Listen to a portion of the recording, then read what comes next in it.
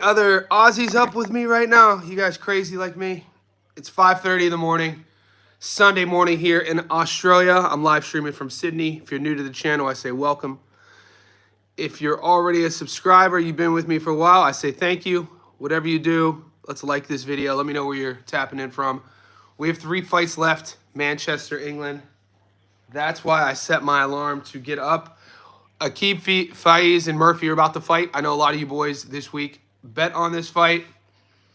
And I told you guys going into this weekend, I was only taking the main event and co-main event. There has been an upset on this card. What's up, GOAT? I told you I wasn't messing around. Finally, I told you guys sometimes our best wins are when we don't bet. Yep. Krolla, didn't bet him. That's what I'm talking about. He was $1.04, so I didn't bet anything on the undercard. Yep, that's why. I woke up this morning, if you guys didn't see, Middle Miss won on points, Ateng won by stoppage, Neil Brown won by stoppage, Sky Nicholson won by stoppage. I told you that girl Sky fought. I mean, I didn't bet on those fights. Krolla got stopped. Pat Brown won by stoppage. We have 3 fights left. Here we go. I know some of you guys have this fight. Some of you guys bet on this fight. I only bet on the Joe Cordina fight and the Jack Catterall fight. This is Aqib Faiz. This is they're both 13-1. Yeah, Krolla. Is Krolla the same Krolla whose brother got stopped against Lomachenko?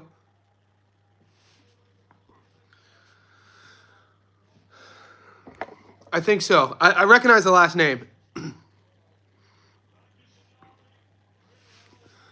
Oh, you guys are the first humans I've spoken to today. I literally just rolled out of bed, did a little bit of a stretch, had a bit of an espresso, brushed my teeth, and now I'm here. So if I'm a little bit rusty, ease in with me. All right, what's up, Toya? What's up, History Vault? Yeah, David, I remember as well. All right, the fight just started. All you people everybody who took Fiaz, good luck. Everyone who took Murphy, good luck. Murphy looks like the bigger guy in there. Both of these guys, this is kind of one of those like domestic level on the English level fights. The winner puts themselves in a position to fight for one of those regional belts. And this is kind of the hierarchy for fighters throughout, as they're growing through their career who want to eventually challenge for, world titles. You have to take this route. Murphy's the taller guy, bigger guy. Murphy looks like he's in a different weight class. That just might, obviously he just has the bigger frame. What's up, Heath? If Catterall loses everything, he said the way is, well, if Catterall loses everything, yeah. I am watching this fight on DAZN. Yeah, somebody just said Murphy looks like an ancient boxer. Murphy looks like a throwback, dude. He has the grease slick back hair. Does he have a mustache? Yep, little bit of a mustache. Murphy looks like one of those guys who would play a boxer in a black and white film in Hollywood. No shade to Murphy. He looks like an actor who would play a domestic level boxer in like a film based in the 1930s.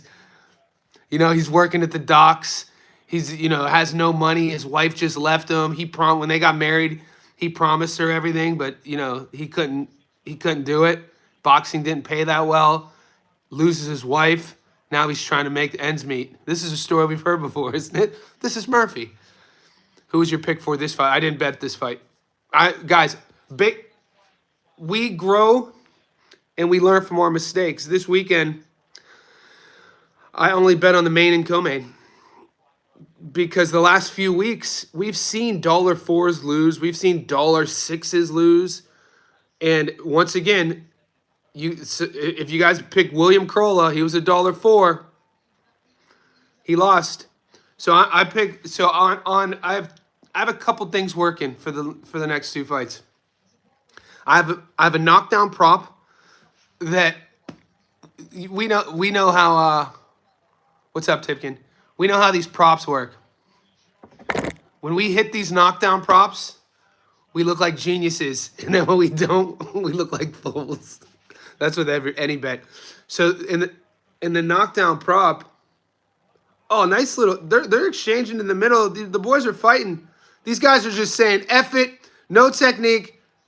What a great end to that round. I would have picked to keep Fiaz. I would have picked Fiaz. Yeah, David, I agree. Like, as a fan, I've always told people, as a fan of boxing, I really enjoy watching British boxing. As a gambler, you got to be hesitant. As a gambler, you have to be hesitant. Yeah, Jazza. Yeah, dude, I'm still happy. Dude, I really hope Jazza gets elevated. I think the WBA, this is the rumor.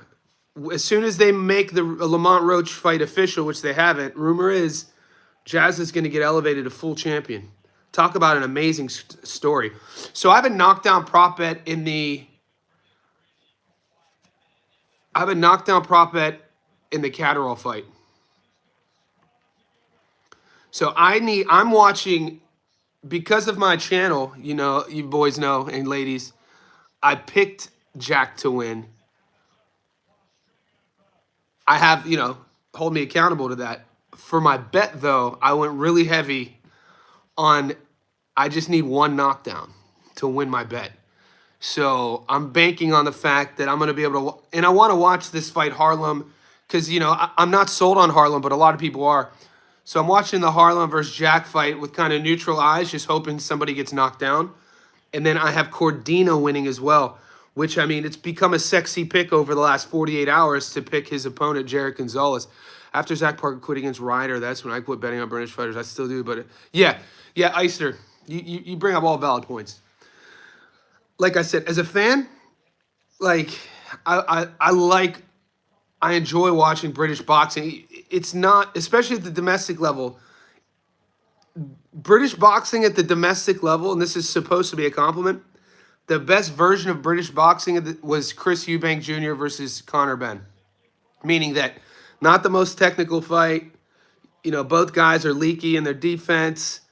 I don't think either guy in their divisions, I mean, maybe, I don't want to hold them back, but like, to see them becoming a full world champion, I don't know if that would happen, but it's exciting. They don't really care about defense, and they just want to knock your head off. But do I bet all the time on British boxing? No.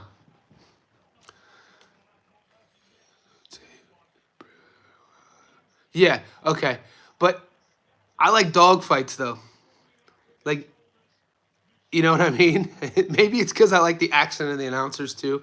I don't know. I've always liked watching the Brits box. I like dog. Like, I'll even watch on YouTube. Do you guys ever YouTube gypsy boxing? It's insane. So the culture in the UK, from Ireland to Scotland to Wales, the gypsies, the travelers, and they go from lot to lot wherever they call home, and they set up these bare knuckle boxing fights, and it's pretty fun. It's one of my favorite things to do, to watch on YouTube. Yeah, Fiaz looks crispier, but I gotta tell you, Murphy looks more. What I'm seeing, Murphy's landing more. But Fiaz is just going through the gears right now. He's you can tell he's not. Yeah, he hasn't unlocked everything yet. I think Murphy started off better. Do you know about Top Dog in Russia? What's up, Tipkin? No, I don't. Educate me. Educate me, Tipkin. Thoughts on Bam versus Puma on the Riyadh season? Yeah, what's up, Heath? What's up, Joshua? Joshua's asking me about Bam versus my only issue with Puma, the announcement, and I posted about this, is like, I'm not a fan. We talked about this before Caleb versus Resendez. We talked about this on the live stream. Somebody brought this up, and I said I agreed with them. I'm not a fan of look-ahead fights. It's always been in the sport. But I feel with, the sport's never been visibly promoted globally due to social media than it is now. And so when you have Bam fighting Cafu in a week or so, I think maybe disrespect isn't the right word. It's a distraction to both guys. Bam better, and Bam's going to be focused. He's the ultimate professional. He's still young though. To think that he has to, he has Cafu here and then he has Puma here. I mean, I'd like to talk to Bam and his camp. I wonder if his team was behind announcing that, or if it was strictly for promotional. It sounded strictly for promotional. What's up, Money Meech? Guys, whenever you're tuning in, let's like this video. We are round 3 of Fiaz versus Murphy. And then we got Cordina versus Jarrett Gonzalez, and then the main with Jack versus Harlem. Yeah, I'm not a big... So, Josh, to answer your question, stylistically, it's of course, we love that fight. I just don't like how the business side of it. Russian bare knuckle with hay bales. Tipkin, I've never heard of that. That sounds insane. Who is cat food? Also, Bam is going to destroy Cafu. Probably the weakest link. Yeah, but still, even if he's going to destroy Cafu, anybody can win in there. You know what I mean? You got to respect your opponent. We know that time and time again. Anybody can win in there. Yeah, Bam is one of my favorites as well.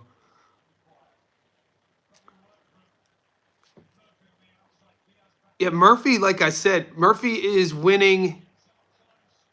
I think he's doing the better work, but it's only round 3, and you can kind of see Fiaz slowly getting into the fight. And Fiaz looks like he's the one that's going to probably be able to, like, he doesn't look like he's totally warmed up yet. And I'm kind of wondering, as this fight goes into the 10th, based on Murphy's style, I don't want to say a lot of wasted energy. He is a guy who's using the entire ring. But when you look at his style, he's not too crispy. And I'm just going to predict this now. He looks like he's going to fade. With Murphy's style, it's not a really economical style in terms of, like, being efficient with your energy. And when you look at Fiaz, it looks like he's gonna be able to carry his style deeper into a fight. Yeah, Fiaz is just turning it on. I think Murphy's gonna get stopped, even though Murphy's up on the cards. It's just from what I've seen. I'm not betting on this fight. I didn't really do film study. I'm just going on what I've seen. His heart isn't into it. Eister, who you talking about? Made a lot of money now. Whose heart isn't into it?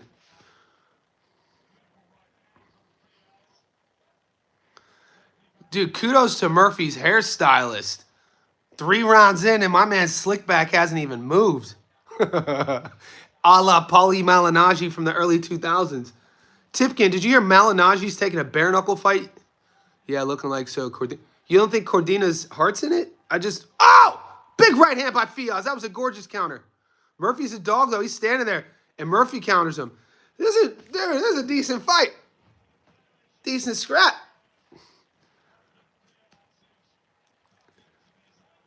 It's good that Bam is fighting Puma in November. They're pushing Bam for... Yeah. Man, there's so much about Bam. I always talk about it every time he fights. I think we're looking at, a potential... it's not shocking me saying potential Hall of Famer. But when you think about what Bam has already done and on his way up, how many divisions, how many different divisions he can win a title in, the question is what Bam is based on his genetic frame. It's not how good he is. It's like how limited is he moving up through divisions? Like, will Bam max out at 18? Will he max out at 22? You know what I'm saying? That's the only question on Bam. Bam has a...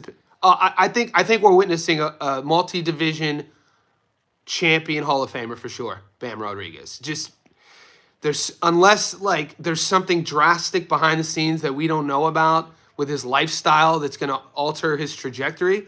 It doesn't seem the case. He's a young father. If you follow his Instagram, he's a bit of a... I love boxers who have this complete dichotomy about how they live their life versus how they fight. In the ring, Bam fights like such a savage. He fights mean. He's an assassin in there. You guys know. But then when you follow his Instagram, how he dresses, he's a bit of a... And I mean this as a compliment. He's a bit of an artsy sort of nerd type. And when I was growing up, being a nerd wasn't like... Especially if you were a fighter, wasn't a bad thing. his personality reminds me of a lot of the guys who would train MMA at my gym. Yeah, I didn't hear about Chaco in Nicaragua. Like a lot of the guys I would train with at this old MMA gym, a lot of the guys who do jujitsu, they were into anime and comic books. And like I come from a boxing, it's totally different. At least my generation. I never watched anime in my life. I never read a comic in my life. It's just a different mindset. I feel like the MMA guys are a bit more artsier, and I feel like Bam kind of has that in him, which is I think super cool. Like you'd see him with his glasses on. If you were like a market, you'd see Bam Rodriguez with 5'5" with his glasses on. He wears those, you know, doesn't even look like a fighter. And then you watch the kid fight and you're like, dude, this dude is special. Like in anything in life, I love when there's a contrast like that.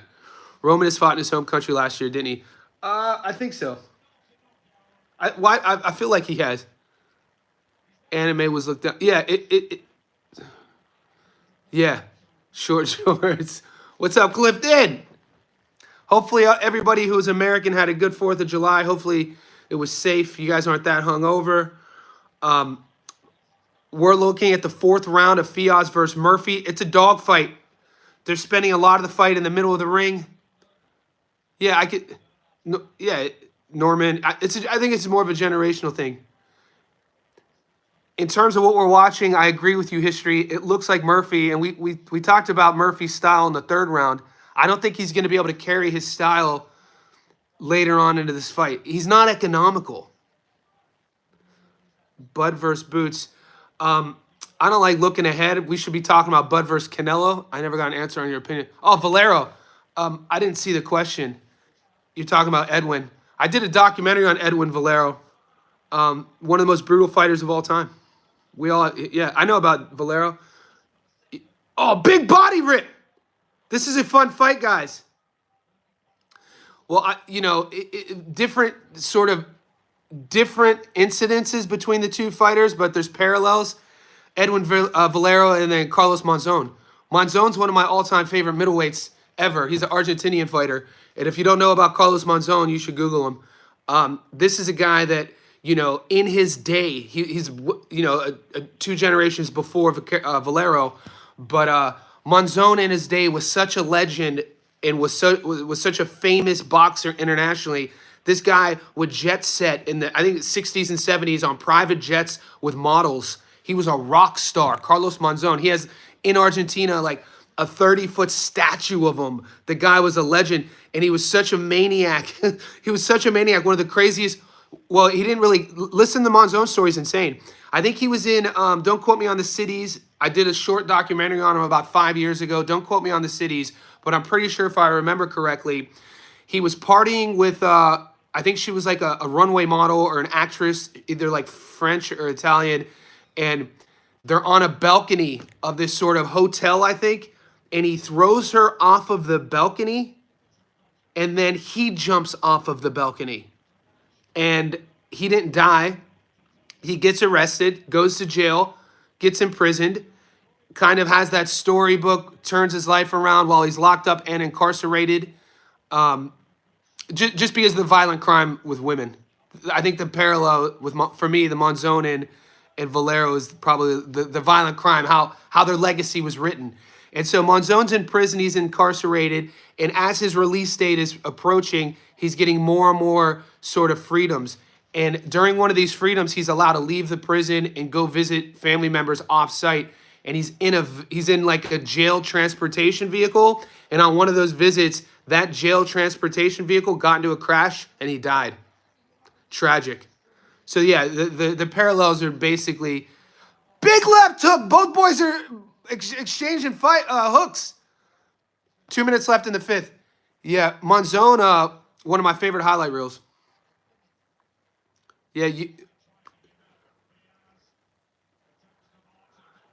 both guys are, they always talk about don't hook with a hooker. I don't think either one of these guys has, I think one guy has 1 or 2 knockouts on their record.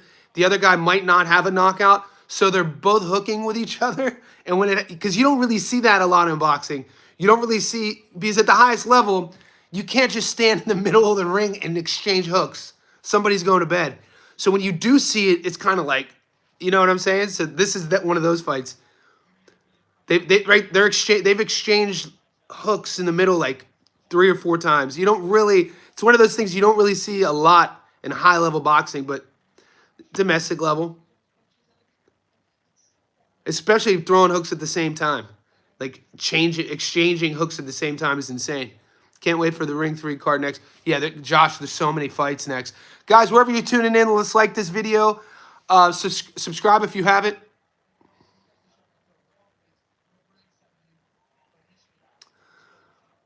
Also, let me know who you got. I know some of you boys picked Fiaz Murphy. You got about 30 seconds left in the 5th. It was kind of a 50-50 fight. I told you guys all week I stayed away from the undercard. I only bet on the Cordina fight and the Catterall fight. Morel, yeah. I got Morel winning. Continue, yep. Deoxy, thank you. Genetics, shout out to my Slovakian gene. My dad was Czech. So yeah, my dad was a 6'4" Slav, and my mom is 4'11" Italian. So I'm 5'11". I'm like right in between, but physically I look like my dad when he was younger. Yeah, it's funny. Of my Slavic side, the Czechs, I'm the shortest man of the Slovaks. And then when I'm in a picture with my Italian side, I'm the biggest guy on the Italian side. It's hilarious. So some of you boys are saying that you don't think Catterall is motivated. I don't know, man. I watched a lot of his stuff this week. I watched all the interviews. He seems motivated to me. It's a really good fight. And some of you guys were questioning Cordina too. I think Cordina stops Gonzalez.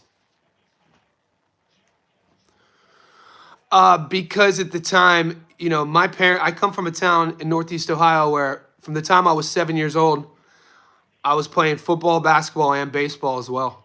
And it just came down to, you know, at that young age, my parents making a decision on basically my health moving forward. So I continued to play baseball, football, and basketball up until college, and then baseball after high school. But obviously my first passion was boxing. I remember watching boxing. I remember going to this baseball stadium in America, in Youngstown, where I grew up, watching Ray Mancini. The baseball stadium was called Pemberton Park. This would have been 88 or 89. I was 6 or 7 watching Ray Mancini box at a baseball stadium with my dad. Mancini obviously was a legend in my hometown and a legend in boxing. And then one of my childhood friends that I grew up playing baseball with and boxing became a legend as well, Kelly Pavlik. Catterall is a boxer, not really a brawler. He looks good. Yeah. So the thing about Jack is why in my breakdown and why I'm leaning on Jack to win is that accuracy, precision, his world level experience. Puello's beating Matias. Puello's very good school by. Yeah. Joshua Heath, I agree. We see eye to eye. I think Puello beats Matias. What's up, high interest? Everyone checking in. Appreciate you supporting the channel. This is a really good fight, guys. Fiaz versus Murphy. We have about 2 minutes left in the 6th round. Murphy jumped out. I feel I gave Murphy 1, 2, and maybe even 3. Fiaz has been slowly turning up the pressure, turning his dial up. And Murphy, they both seem to be settling into this. Neither guy, I think one has 1 knockout on the record. One has maybe none or 2. So what you're seeing is a lot of action, a lot of slappy shots, a lot of movement, slappy shots. Not a lot of guys digging their heels in and sitting on things. Shakur's beating Zepeda. If you look at the difference, I think Shakur could stop Zepeda. Not to say Zepeda can't win that fight. There's so many good matchups coming up and so many good conversations to have with you guys and girls. And we're not going to agree with everything. I miss the old HBO Smith. I miss, you know, the old HBO commentators too, Pedro. I mean, one of my my parlay. All right, you looking good. All right, you're looking good. Let's go, Brandon. This Fiaz fight is close, though. This is going to sound controversial, but one of my biggest upsets this year so far, biggest disappointment in boxing, because in the early 2000s, like all of us, You know, we love we love Jim Lampley. You know, Lampley was a legend as a commentator, and then he retired. We get old. They're throwing bombs. 10 seconds left in the sixth. They're exchanging hooks in the middle of the ring.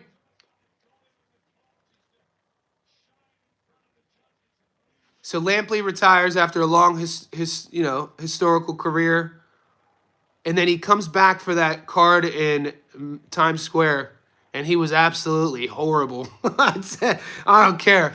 Jim Lampley's commentary for the Devin Haney fight was so one-sided and so biased. I wish he wouldn't have come back. It bummed me out. I don't care if people are upset with that comment. I couldn't believe he came back just to bash fighters. He was trashing fighters. It was insane to hear. I was shocked how he was trashing Haney. Specifically the Haney Ramirez fight. It was almost like, dude, did you get paid to come back and create, this narrative around Haney? Wasn't the most exciting fight, but you'd expect to lean on a guy like Lampley, a voice of reason in the ring. Like, I loved his work, especially his narrative work after fights. I always bring up the story of the Arturo Gatti, Mickey Ward trilogy, and they put together this sort of documentary, and hearing Lampley doing the narrations and the voiceovers were amazing. Yeah. Okay. Hopefully I'm not the only one.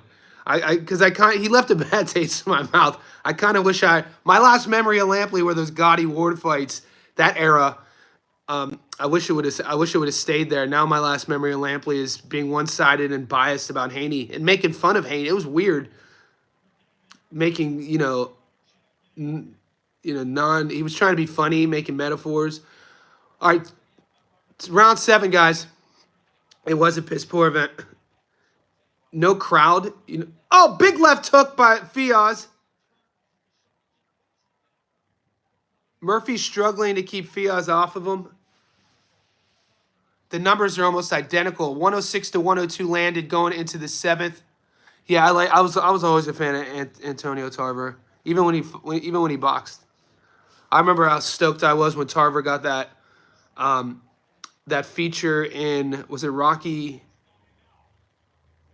5? Rocky Balboa. Yeah, because Rocky 5 was Tommy Morrison. Balboa was Tarver, I'm pretty sure. Oh, big right hand! The thing is, I don't know if either one of these guys has the power to stop, each other. And it's right now, it's razor close. It depends on, how they're scoring these mid rounds. I give Fiaz a lot, I think 4, 5, maybe 6. I gave Murphy 1, 2, and maybe 3. This is a minute left in the 7th. I didn't bet on this fight. I think what I'm seeing is Fiaz is doing the better work now. What's up, Pedro? A minute left in the 7th. Fiaz Murphy. It's a really close fight, guys. It just depends on how you're scoring it. The punch stats landed going into the 7th was 106 to 102. What? They have Fiaz as an 8 to 1. Live betting, guys. All right, this is what I wanted to ask you guys because I've never done live betting. I wanted to bring it up. GOAT, is this where when people say I make a lot of money on live betting, is it because they can predict how the fight is turning?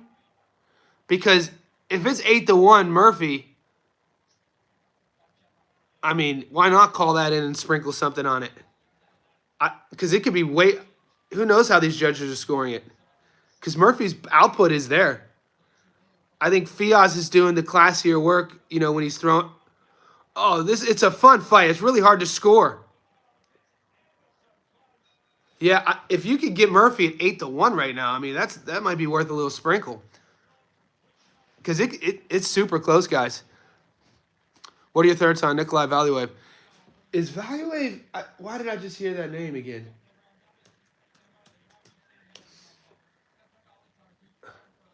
Yeah, okay. I thought that was Nikolai Valuev. Holyfield, the giant. He was the giant Russian. I think he was one of the most imposing...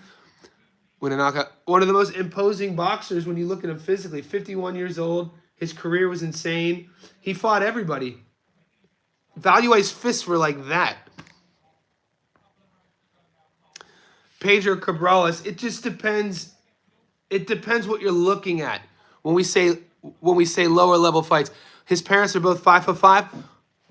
That's insane. Well, who is the This is a similar story to the Russian gold medal wrestler, who was fuck. God damn it. There's only so much room in my head for remembering everything, guys. The American beat him in one of his last matches, and his parents are like 5'6", and the Russian wrestler was like 6'7". They called him the Experiment, I think. Do you know who I'm talking about, Tipkin? I should know his name. His name will come to me. Roland Gardner. He lost to Roland Gardner in kind of a kind of a technicality. His only loss in like 11 years. I forget his name. That's not Valuev. That's a different guy. So maybe they're just making, in Russia, they're just making dudes out of a petri dish, or experimenting with genetic mutations. Because look at Valuev. Then again, Valuev's, what he looks like is a guy from like maybe 10,000 years ago. Karelin. That's it. Alexander Karelin was a goddamn maniac, dude. Alexander Karelin, in terms of combat sports, was stuff of nightmares. But same thing with Valuev. 7 feet tall. 7 feet tall, Valuev. And, you know, that Evander Holyfield fight,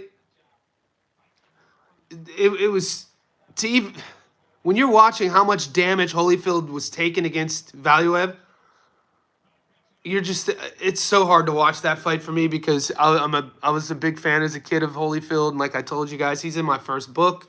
I've interviewed Holyfield a couple times.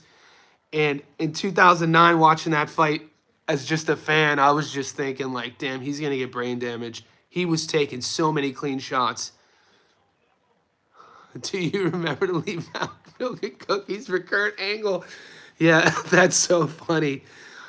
Angle is another crazy story in terms of what he accomplished at the Olympics. You know, well documented. He had a broken spine. He's a Pittsburgh, Pennsylvania kid.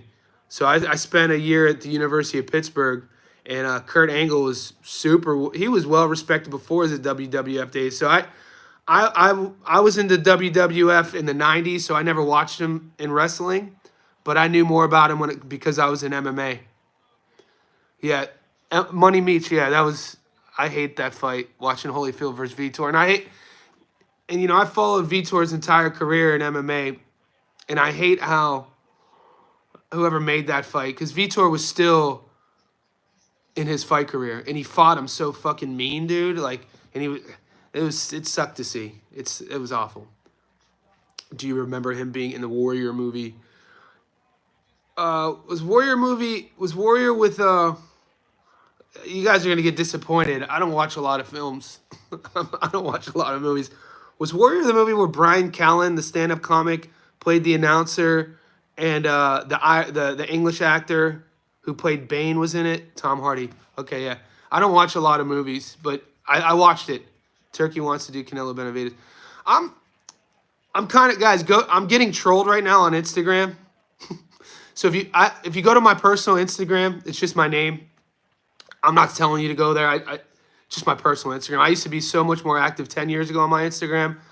In like 2016, I got my Instagram up to like 40,000 followers, and it's only at 42. I'm only referencing this because last night or 2 nights ago, Turkey posted this post, and I commented on his post, and I said, how about you do us a favor, Turkey?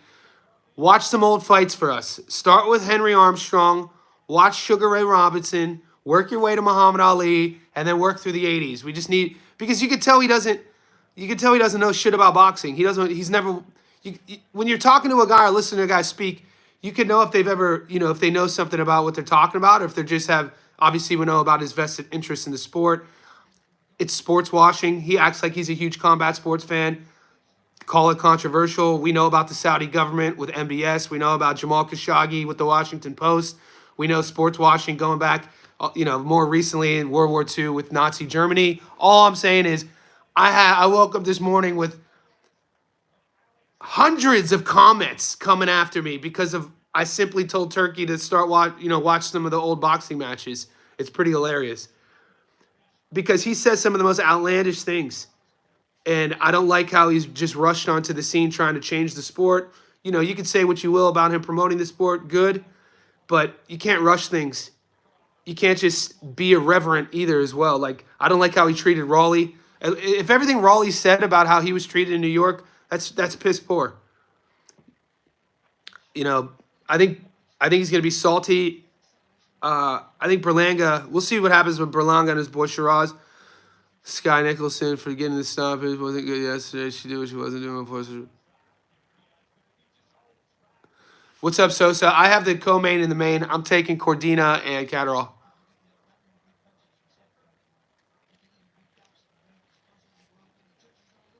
Yeah.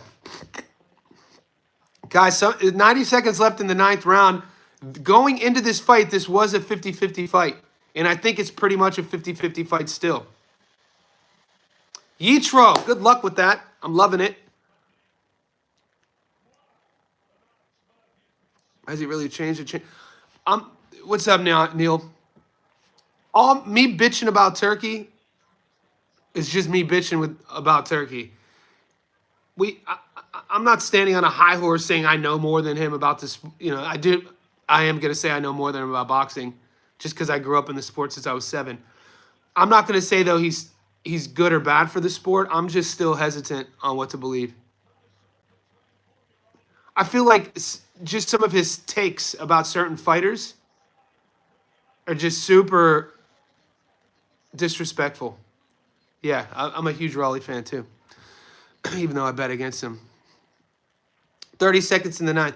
The hill I always die on when it comes to boxing and MMA is when people bash fighters.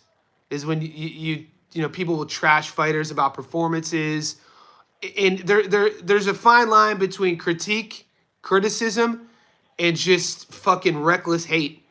And when you hear Turkey talk about some fighters, I'm like, dude, shut up. Yeah, I didn't bet on this fight, so my bet's for Catterall, Eubank, draw split, majority decision. Eubank may not win, but he should outperform. Callum wanted the fight. Eddie Hearn didn't want it. Whew. Yeah. I'm watching the Catterall Eubank fight. Obviously, I picked Catterall to win, but I put money on a knockdown. So I got over 0.5 knockdowns at $2.30. So that's the one I took. And then I have Cordina beating Gonzalez. Of course, Neil. Yeah, exactly. How are you guys scoring this? Who's a better light heavyweight, Yard or Morrell? I like Anthony Yard. People try to hate on Yard because he's lost to some of the best in the world in his division. But I think where Morrell is, just getting comfortable at 74, how young he is. Morrell, I always talk about it. I love when I learn a lot about fighters after they lose, after a loss. I love what I saw against Benavidez. I didn't know Morrell was able to be, I always used to question Morrell's grittiness, believe it or not. Big right hand. That was probably Fiaz's best punch. 2.5 minutes left in the 10th. That was probably Fiaz's best punch. He walked him into a right hand. Like, I think Morrell, when it's all said and done, we'll have the better career. Right now, I think Morrell would beat Yard. My problem with Yard is sometimes he looks disinterested. Even watch the Lyndon Arthur fight. He had to come back from the dead against Lyndon Arthur. And Lyndon Arthur was putting it on him, dude. Lyndon Arthur's pressure, his pace, it's one of those fights when you watch it, you kind of feel bad for Arthur that he lost that fight. Even though I had Yard winning. I picked Yard to win. I won money on Yard. I think Morrell is a legit-ass fighter, mate. Morrell, like I said, I became a fan after his performance to Benavidez. Even though I picked David to win, I won money on David. Watching how Morrell fought, I was like, damn, this kid is good.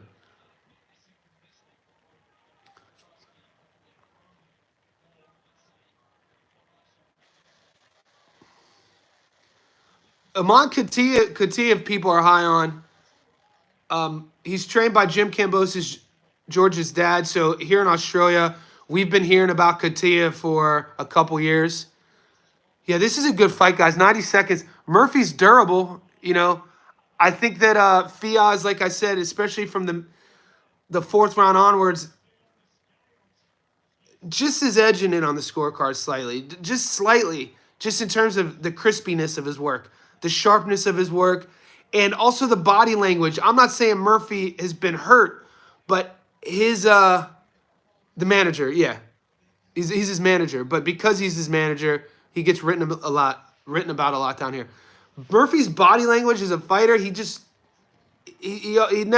kind of always looks a little tired. Yeah, Fiaz is landing that backhand. He's been landing that big backhand. And like when Murphy gets hurt, his body language is interesting.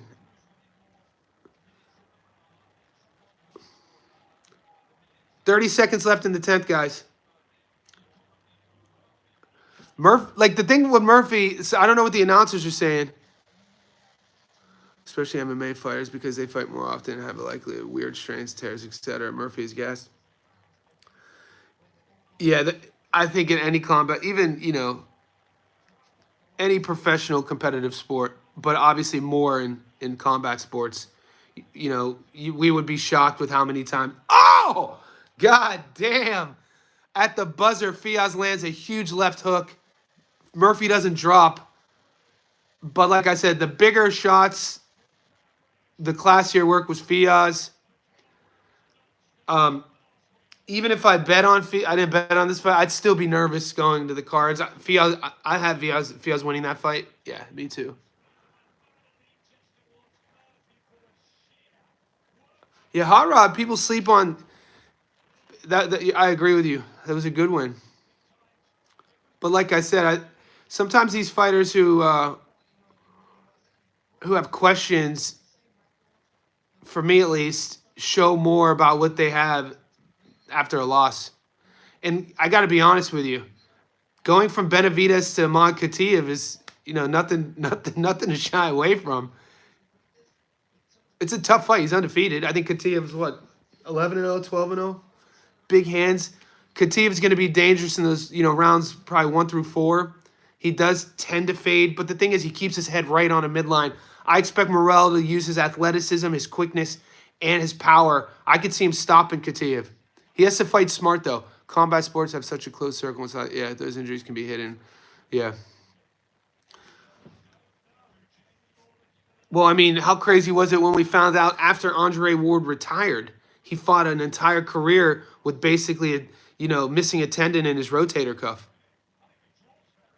I didn't find out about Ward's injury until he did the Rogan podcast years ago when I used to listen to Rogan. I was shocked because Ward was always mentioned to fight my buddy, to fight Pavlik. And that's a fight that people are like, what fights do you wish would have happened? I always say Pavlik versus Andre Ward, and then Pavlik versus Paul Williams.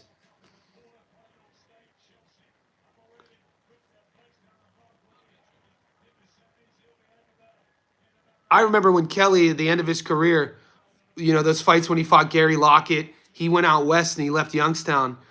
He trained his entire career at Southside Boxing with Jack Lowe, Youngstown, Ohio. And then he left to go train with Robert Garcia and those boys out in California. And he was talking about sparring David Benavidez when Benavidez was like in his teens. And people knew about David Benavidez, obviously, because of his brother. But the dude was like 13, 14, 15 sparring rounds with Pavlik. He said it was insane. All right, here we go. Who has won this? I'm glad I didn't bet on it. I think it's a clear Fiaz victory. It could be a draw. I was talking a lot. I was.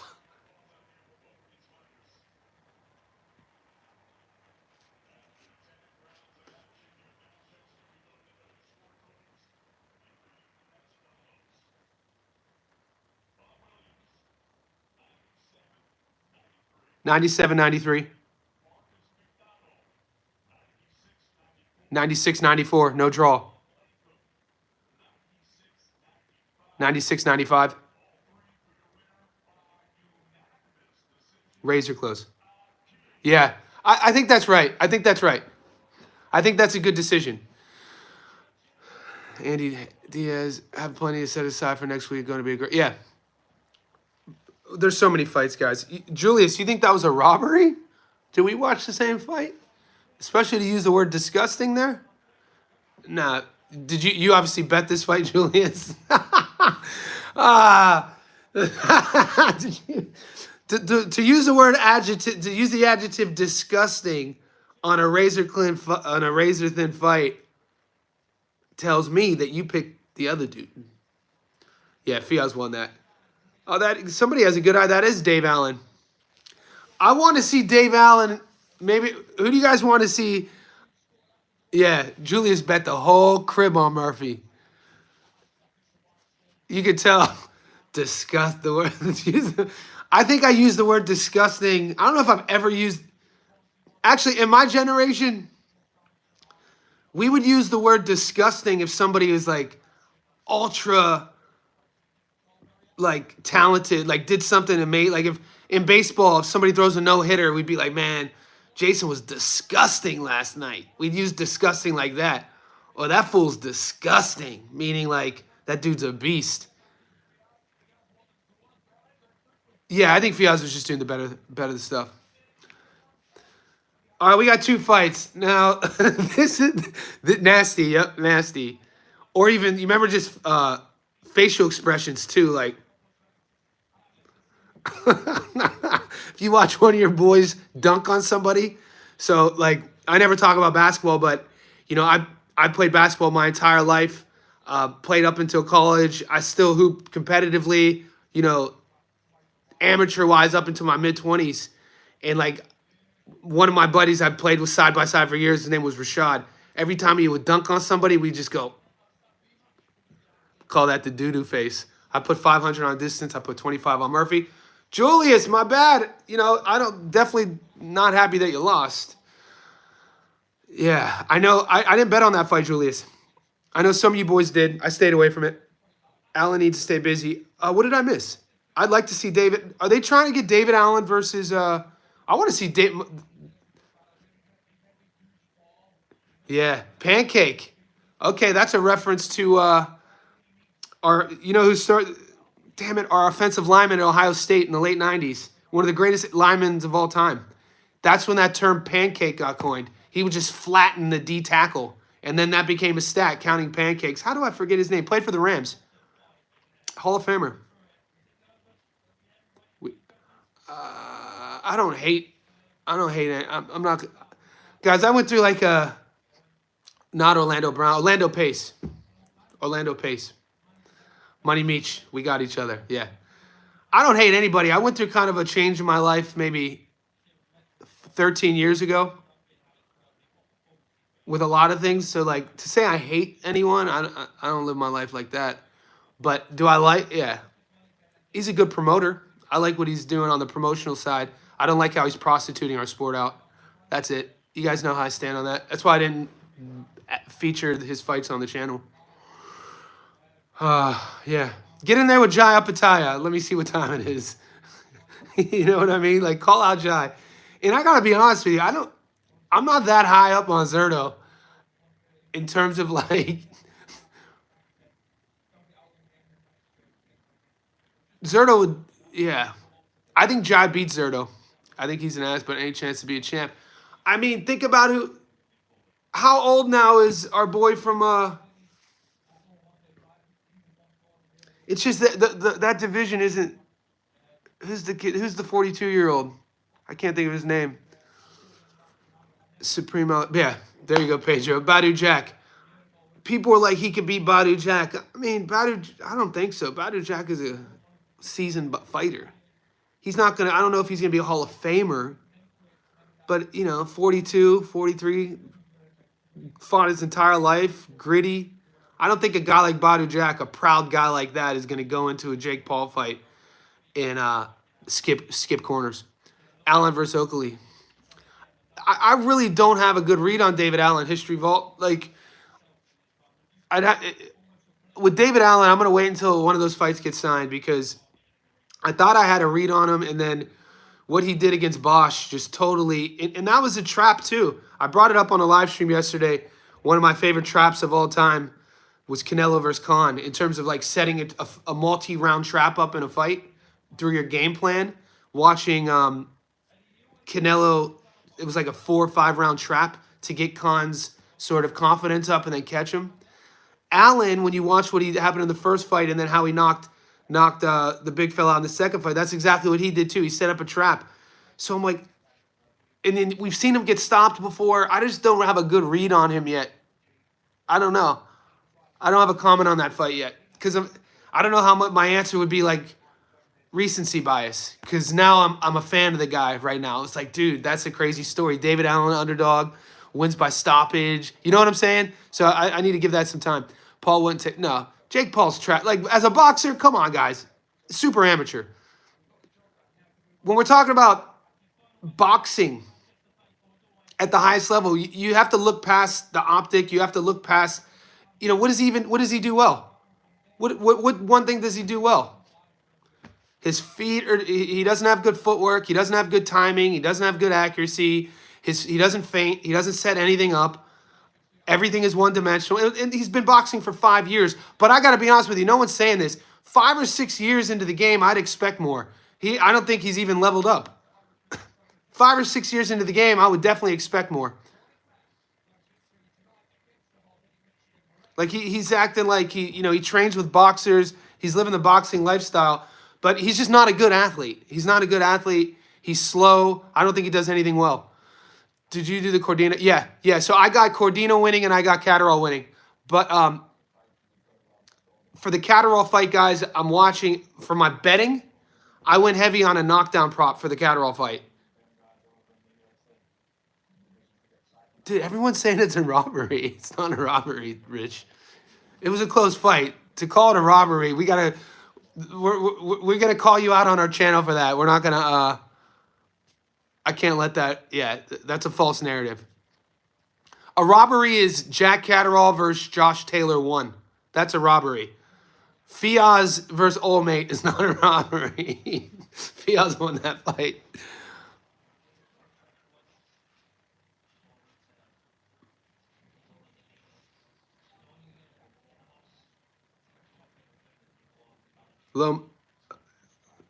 Somebody said the Hall of Famer, Paul has 2 Hall of Famers on his resume. But yeah, there's asterisks about everything on that. I can't believe to even say he has a resume. And the disrespect that the promotional, was it the WBA? Putting him in the rankings is insane. Murphy banked the first 3. I give you that. I had Murphy 3 rounds. No, the judges' scorecards were 96, 95, 96, 94, 97, 93. So it's not like it wasn't 192. It wasn't 99, 90. It wasn't 99, 93. Jake Paul Pacquiao might be next. Landed more punches. It was very close, even the total punch output. You can't always use total punch output in terms of how these judges are scoring the rounds because that could be misconstrued. Especially how the rounds were ending, the last 10, 15 seconds of each round. Fiaz won that fight in terms of the classier work, the bigger shots, the punches that were more eye-catching. And I also think you got to add body language to that. Murphy's body language wasn't the best, and judges are looking at that sort of thing. He was a brave fighter. He got hurt the very last punch of that round, the fight. He got that, he got hit with a left hook. He wobbled. And at the beginning of the 9th round, he walked into a straight right hand and he wobbled. So in terms of the bigger moments, you go with Fiziev. I think he was classier as well. He was sharper and his body language was better. It was a close fight. It wasn't a wash, but to say Murphy got robbed is insane. Judges value power punches more than jabs. I'd like to see Cordina have a good... Me too. Dude, I don't know what... A lot of people forget that Joe Cordina is a former world champion. People just remember the Kakachi fight. And like somebody brought it up here, we don't know these injuries that these guys go into. Every fight, I think, no fighter's 100%. And the narrative around Cordina's performance against Kakachi was all around being weight trained. We'll see. If I was a judge, output is the determining factor. You can't. But the reason why output is kind of a misconstrued stat, Julius, is let's say a guy is winning 2.5, the whole round. And there's a moment in the round at the end where maybe he gets caught or he's, shelling up against the ropes and he's getting shoe shined. Benavidez tends to shoe shine, here, score. And then those stats can be misconstrued. So you have to look at the overall picture, not only of the round, but also the story of the fight. And I didn't see anything that Murphy did to win the fight when I'm scoring round by round. You also have to kind of look at. No, he wasn't in talks to fight Shakur. That fight was signed. He was supposed to fight Shakur in October of 24. He lost to Kakachi in May. The fight was on paper to fight in October against Shakur. And then there was an injury. We did a breakdown of that. It would have been a great fight. Cordina could fight, guys. Cordina's a hell of a boxer. Everybody's saying that it's a dangerous fight because you can't find tape on Jarrett Gonzalez. You can't even find Gonzalez's height and reach. But I'm leaning, my reasoning is because of that. I'm like, I think Cordina's going to look amazing here. What's up, Mar the Prince in the house? Guys, wherever you're tuning in, like this video. We're about to go into the co-main, Cordina versus Gonzalez. I do have action on this fight. I got Cordina here. Nice, Aldo. Nice hit, brother. Yeah, you got hit a lot. Yeah. Especially, you obviously have to use punch stats as a metric, but you can't be the only metric. My issue with Shakur by stoppage, though. My issue with Shakur by stoppage is, where are we coming up with that? How can we say Shakur? I'm not saying, how can we say, like, what is our logical reasoning? I have my reason. I want to hear yours.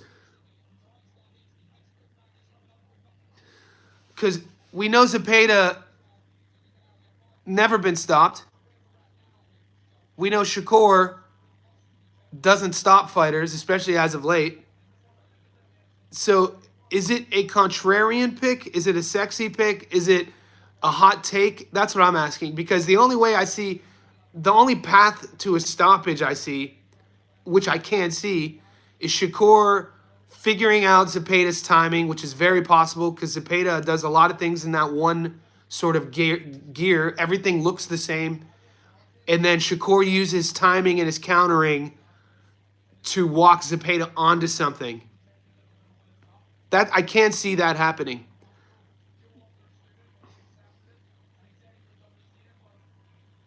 And it's funny, on the live stream I was asked my favorite Shakur performance. I still to this day love the Jamel Herring performance at 130. And then just, I think yesterday, it was one of the promotional companies shared that performance. Because that was an aggressive Shakur. And Herring was coming off of his big victory in the UK when Jamel beat, who did Jamel beat? Was it Warrington? Shakur going to take unnecessary risks, though. I think Zepeda's style forces you to kind of like, Zepeda's style presents you with no other options to take so and so risk. You know what I mean? Oscar Valdez, that's a good call. Yeah, people sleep on Harry. Jamel, classy champ, classy former champ. He came down to Australia and fought my boy Jackson England.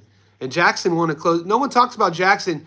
Jackson England, his only loss, he lost 2 close fights. One loss to Liam Wilson, which you could have given to Jackson England. And then another Fleming, who's world class, and lost to Fleming. I think Jackson now is ranked in the top 30 at 130. Would you fight Mike? I'm not even. Do you ever go and watch? Yeah. I go all the fights, Tipkin, when they're in Sydney. And sometimes I'll go to Melbourne to see fights.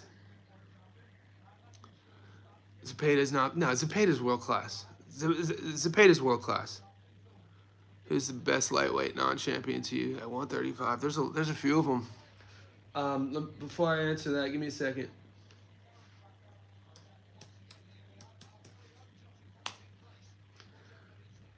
So currently, guys, we're getting ready for the co-main. I was just asked who's my favorite lightweight 135 non-champion. I mean, probably because I mean, it's hard for me to get past Abdullah Mason. I'm a huge Abdullah Mason fan, strictly because he's from Northeast Ohio. I'm from Northeast Ohio, sort of, and the way he fights, and he's young. I like Mason a lot. I can't wait for that Sam Noakes fight. Who else are we overlooking?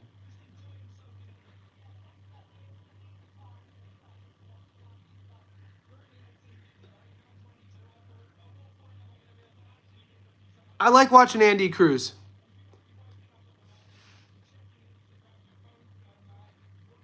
Sam Noakes, that's an interesting fight.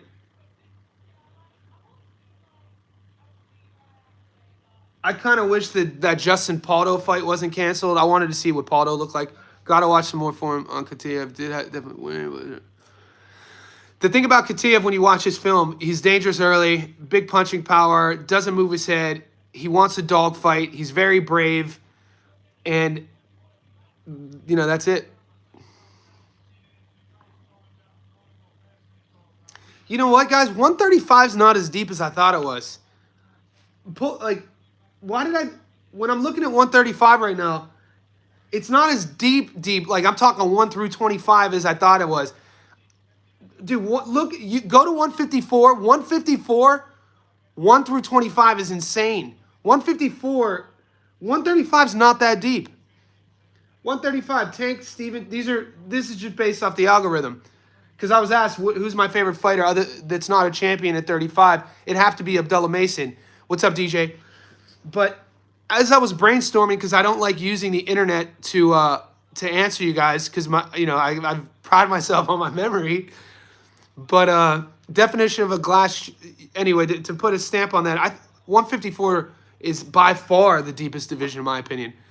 What's the definition of a glass chin? A glass chin is a guy who gets knocked out repeatedly. Not knocked down, but somebody who has his, it happens in all, not in all fighters' careers, but, in MMA, think about Cody Garbrandt. He's chinny. Think about Michael Johnson. He's chinny. And then in boxing, Amir Khan, chinny. But that's not to say these guys aren't, amazing fighters who deserve to be respected it just happens. Our bodies, some people have, our neurology, our central nervous system, when the lights go out, it's our brain sending signals that, hey, you're taking too much damage. It's not a toughness issue. It's not lack of pride. It's not somebody quitting. It's when, the body gets to a certain point where you've taken a lot of damage and sparring over a career, it just starts to get shut off. Think about Chuck Liddell. Watch Chuck Liddell, the Iceman in MMA. Watch how Chuck fought in the Pride. Chuck Liddell was the most insane highlight reel, knockout reel until it wasn't. He would fight you with his chin here and just take biggest shots, take head kicks, and you couldn't knock him out. Until, I think it was Rashad Evans, when we first saw him get stopped, and then what happens with a fighter's chin, you lose that durability, and then it's like, dude, you barely got touched when you go out. So that it just has to do, I think, over time we're going to learn more about the brain, our central nervous system, our neurology, and I think it's kind of like a survival mechanism for the body to not take more damage. So that we're about to see a fight. Cordina's getting called out now. Who's winning this? Yeah, me too, Iceman. He almost beat me up one time. He tried this. This is a true story. 2005, I was 23. I was living in Long Beach, California, and we would drive a couple hours north to go to Santa Barbara. Santa Barbara. And party at the college there. Was it Santa Barbara? We would party at the college there, and we're at a bar, and he's from there. And I was with my girl and a couple other. Yeah. Yeah, history. Well, they'll learn over time. And Chuck Liddell was super hammered, and he started he was trying to pick fights with everybody. He didn't fight me. He tried to fight me, but I was fortunate he didn't try to fight me. He didn't hit me. That dude was a monster. Guys, we got Cordina walking out right now. I got action on this fight. I got Cordina beating Gonzalez. Gonzalez is a guy you can't find a lot of no film on. I broke this fight down on the channel. There's a Muay Thai fight from Gonzalez you could find, and then a 2020 first round knockout. This, I think, is his first fight that's not 8 rounds. Yeah, every time people ask me about street fighting, some people get, it's weird, people get offended because they think I'm trying to brag, but I come from an era and a generation where my first street fight was, I was 7 years old. I went to a school in Youngstown where we had 13 boys and 1 girl. And I could tell you, it was called St. Anthony's in Briar Hill, Youngstown, Ohio. And we went to school together from the time we were kindergarten to 8th grade. And we started doing organized fights when we were 7. And we had one rule. We'd fight in the bathrooms, and the one rule was before the fight, if anybody told on anybody, we were jumping you. We were 7. I definitely have a chin. Look how big my head is. I could definitely take a shot. The only time I've ever been rattled, I had a flash knockdown in 2021 sparring during the pandemic against old man Carl. I told the story on a live stream before. The hardest I've ever been hit was against one of my guys I spar with, 54, 55 years old, Aussie white dude who grew up building cabins. He sells retirement villages now. But we still spar to this day. But he caught me at the end of a round. I had my hands down, and he threw a fucking hook. I didn't even see the punch coming. And when you get a flash knockdown, black, white light, boom, knees go weak, boom, I bounce right back up and finish the round. But I was depressed for a week because when you get concussed, it could lead to like depression. And I remember telling my girlfriend after that happened, she was like, when old man Carl knocked you down, you never stopped talking about it. I talked about it all fucking week because we sparred the very next week and I beat the piss out of him. So yeah, I've been boxing and fighting since I was 7. I'm an old man now. Yeah. All right, guys, here we go. Where's your money at? Let's talk about these fights.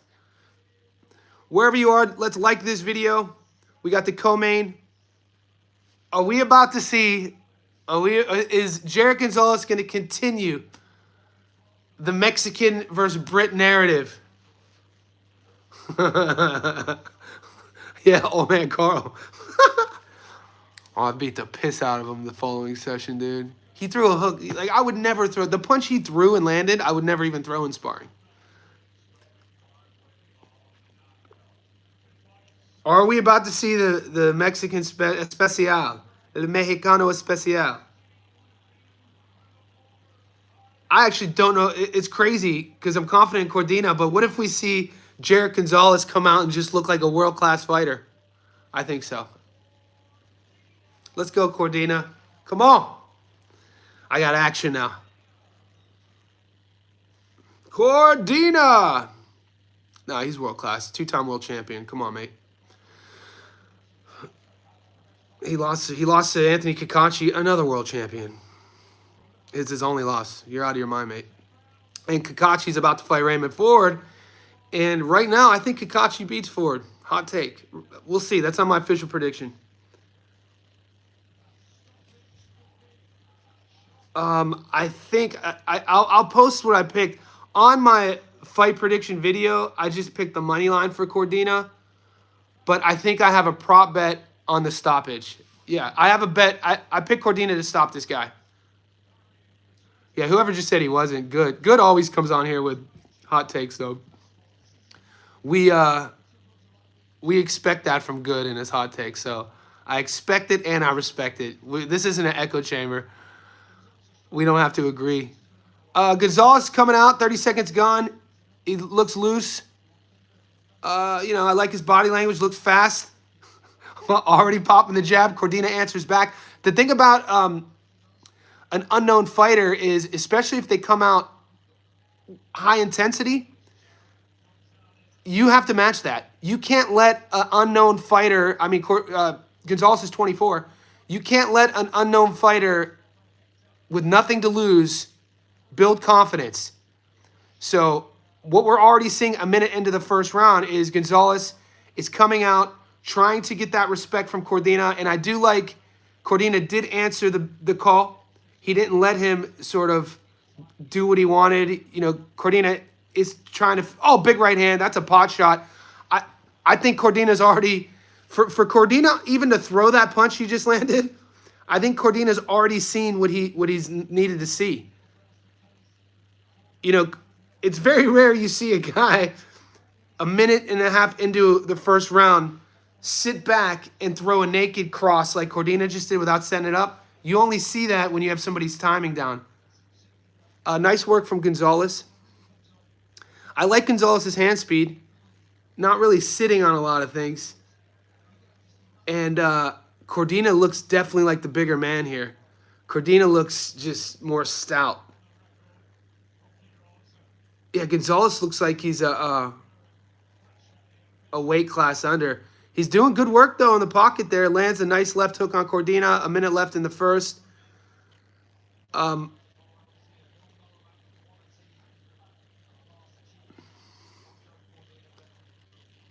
Yeah, Cordina looks big in there. Guys, something to talk about. Both Cordina and Catterall have moved up for this fight. This will be Catterall's first fight at 47. And Cordina fought the first half of his career, I'm pretty sure, at 35. And then went down to 30. And then he's back at 35. He is a two-time world champion. He's both, he's trying to become a two-division world champion. Yeah, he looks big, man.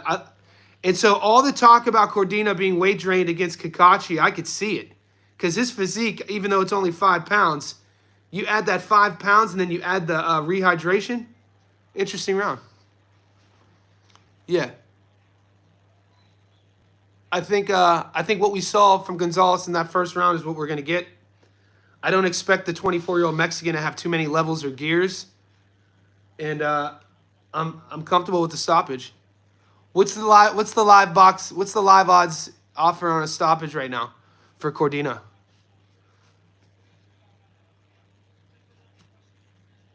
Yeah, because he's just going through the gear. I think if you guys are live bettors, I'm still kind of hesitant. I've never done a live bet. I want to know what the odds are if you could take Cordina to win by stoppage. I got Cordina decision, big plus money. What's up, Armand? I am a coach.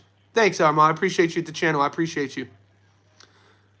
Okay, David. I like that.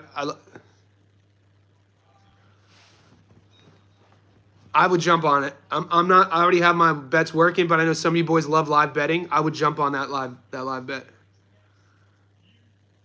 Yeah. I like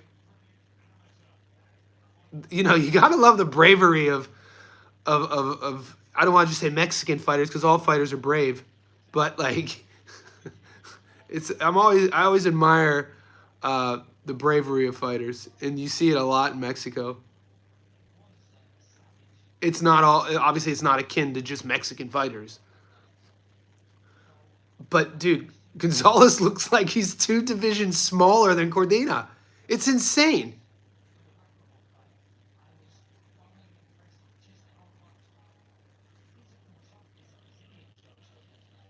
I think Cordina is going to need to be patient here. Like a minute gone in the second, you don't want to get too antsy or rush your work. He landed that big right hand again.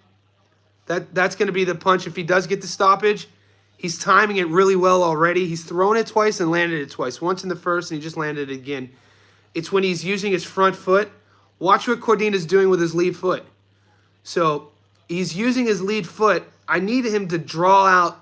He needs to draw out Gonzalez by using his lead hand a bit more. He's not being active enough for me. Cordina isn't with his lead hand. He's using his foot feints and his foot pressure. And with a guy like Gonzalez, you don't have to force Gonzalez to bring the fight to you. I think what Cordina needs to do, though, is lead with the jab, at least throw it out there, and then set your backhand up. A minute 15 left in the second. I need more jabs from Cordina. Looks super focused, Cordina, and you always get that from him. It's one of the things I brought up in my breakdown of this fight was that certain fighters, like Teofimo, you can't always say, you're going to get a switched on Teofimo. We know that. That's not shocking. That's not a hot take. With Cordina, though, man, that's a nice combo from Gonzalez. Cordina shells up. Nice defense there. Using the high guard. Cordina's just using pretty much a high guard in the pocket. And, you know, he's never been a guy to use the entire ring. Similar to Jack, actually. Both guys, you know, they use their footwork and their defense to kind of stay in the middle, exit 2 steps, reset, recalibrate. Big left hook by Cordina. Yeah, there's a significant power advantage here and a size advantage. And what's going to happen here, if Cordina gets the stoppage, people will say Gonzalez was a can. But I don't want anybody to forget. I heard a lot of boxing commentators. It's not over yet, but a lot of people online weren't taking Cordina in this fight. So I'm just, and Gonzalez could, you know, anything could happen. But what Cordina's always locked in. And that's what, you know, as a coach, as an athlete, lifelong athlete, that's something that you have to take into consideration. I admire that about fighters when you just see that focus. Okay, so like I told you guys, if you're gonna bet live, now's the time, because last round it was $2.20, now it's $1.50. It's still plus money, but we're watching trends. And all right, now I understand the excitement of live betting. I didn't know it was about watching the trend. I see that's where it's going. Okay, Jack, what's up, buddy?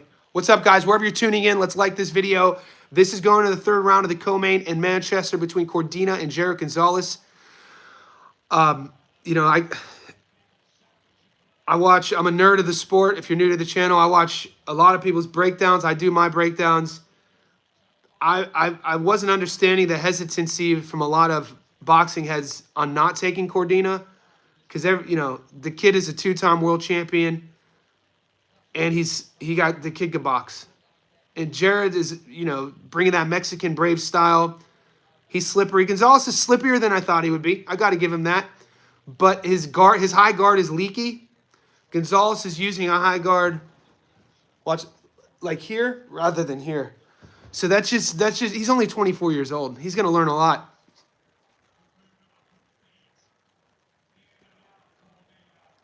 Oh, I love that slip. That whenever you see a fighter, what Cordina just did was bait Gonzalez into throwing his left hand. It was a trap. Cordina slipped and then landed a lead hook to the body. I want to see more of that. I want to see body work. I want to see more jabs from Cordina and more body work. A minute gone in the 3rd. The thing about it is, until this fight gets an outcome, you know, anything can happen. It's boxing. And it's Cordina's first fight at 35. He's coming off his first loss against Kakashi. Yeah, and I just heard the announcer bring up something that I brought up last round. Is what I told you guys, pay attention to how Cordina uses his lead foot. Meaning that an orthodox versus orthodox matchup, both guys have their right hand as their backhand. That's good work from Gonzalez. When that's the matchup and you have an orthodox fighter who wants to land their backhand, like we know what Ryan wants to do. Ryan wants to land his lead hook. So the physics it's going to be different in terms of body positioning where his lead foot's going to be. With Cordina, he wants to land his backhand. So he wants to keep his front foot on the inside of Gonzalez's front foot. Now the danger in that is he could also put himself in a position to walk onto something. Now, that's a decision a fighter makes throughout a fight when he feels he has his opponent's timing down and he feels he's tasted his opponent's power and he can't get hurt. So it's kind of like one of these choices, all right, I'm going to go for it. And that's when you see, you know, one punch, you know, big shots landing, you know, a tide of a fight could turn when somebody gets caught with something like that. So here we go. We got 30 seconds left in the 3rd.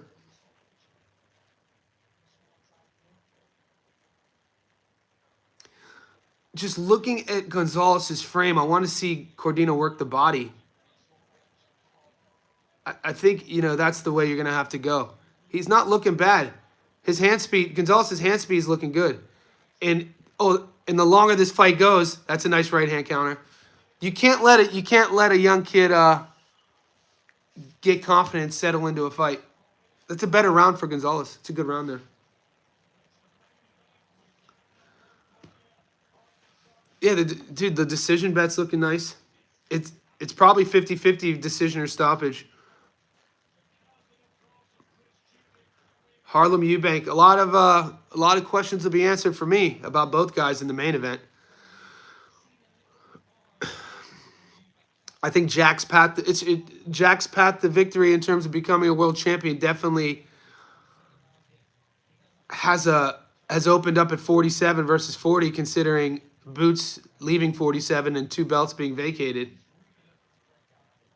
You gotta think the winner of this fight at least puts themselves in a position for a title eliminator, maybe even a shot. We'll see.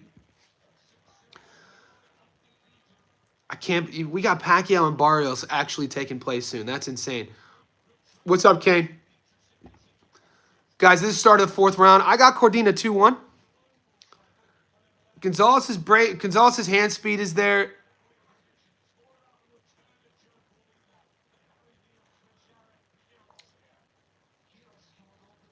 Yeah, Gonzalez's energy is impressive. We knew that was going to be the case, though. We knew he wasn't going to be intimidated. He's a proud young fighter from Mexico. Oh, they're dirty boxing now. I want to see body work. I want to see more jabs from Cordina and body work. A minute gone in the 4th. There's a nice jab from Cordina. He's using the jab a bit more. Gonzalez is kind of timing Cordina much better the last round and a half. He's jumping in and they're clashing heads, though. So it's not the classiest work with what he's doing with his feet. He's kind of just jumping in with his chin there, which is very sort of kind of domestic. You don't ever want to jump in with your chin. You want to set it up here. Yeah, he's walking. There's a lot of headbutts happening in this round. Cordina looks frustrated in terms of getting headbutts. 90 seconds left in the 4th. You see that a lot. Oh, another head clash. You see that a lot in the ladies, in girl fights. You see a lot of head clashes, a lot of cuts. And you see it in the amateurs. Because, you know, what you're learning there is angles, keeping your body positioning. Not all headbutts are due to amateur, but a lot of them are. Not being able to understand the distance. Yeah, the DQ. Are you guys allowed to live bet on the DQ? Because a minute left in the 4th, I wouldn't be shocked if we're going to see a cut here. Just based on what Gonzalez is doing. He wasn't boxing like this in the first 2 rounds, but he's jumping in now like that. And it's kind of bothering Cordina because Cordina wants to do sort of like classier work. He wants to be more technical. And Gonzalez is making it scrappy, making it ugly, making it dirty. You got to slow a guy like this down to the body, though. Oh, that's a beautiful counter by Cordina. That's the 3rd time he's landed it. He landed the first. There's some body work. That might have hurt him there. Gonzalez, yeah, that body shot looks like it hurt him. Let's go, Cordina. Turn it on. 13 seconds left. That's the first time Gonzalez took a step back. I think that body shot hurt him. That's it. Another good body rip. I don't know if the announcers are talking about it, but I'm just seeing his body language. The last 20 seconds of that fight was Cordina lands a body rip, and it was the first time where Gonzalez takes 2 steps back and stays there, and then he circles. It looked like he was hurt to the body. I don't think Cordina saw it, or maybe he's just being patient. I definitely... Who is this? She must be an amateur fighter. TML Ayton. Okay. The Brit girls... So down here in Sydney, there's a lot of Brits who live down here. Let me know if this is an American thing too. But the British girls, mate, they love doing those... They shave the eyebrows off and just paint them on. We used to see that in the 90s too. The girls at the clubs, they would just draw that little thin boy on.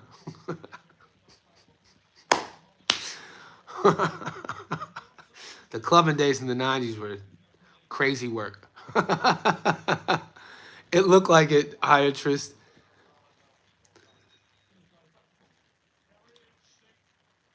I don't know if I'll be no. All right, here we go. I'll keep my opinions to myself. Round 5, guys. More body work from Cordina. Gonzalez is fighting back. Gonzalez is pushing Cordina back. Look at this kid. Gonzalez is coming out like a madman in this round. Cordina's like, you ain't gonna bully me. Okay. It's heating up. See, this is why in my breakdown I felt like Cordina needs a guy to pressure him and try to bully him.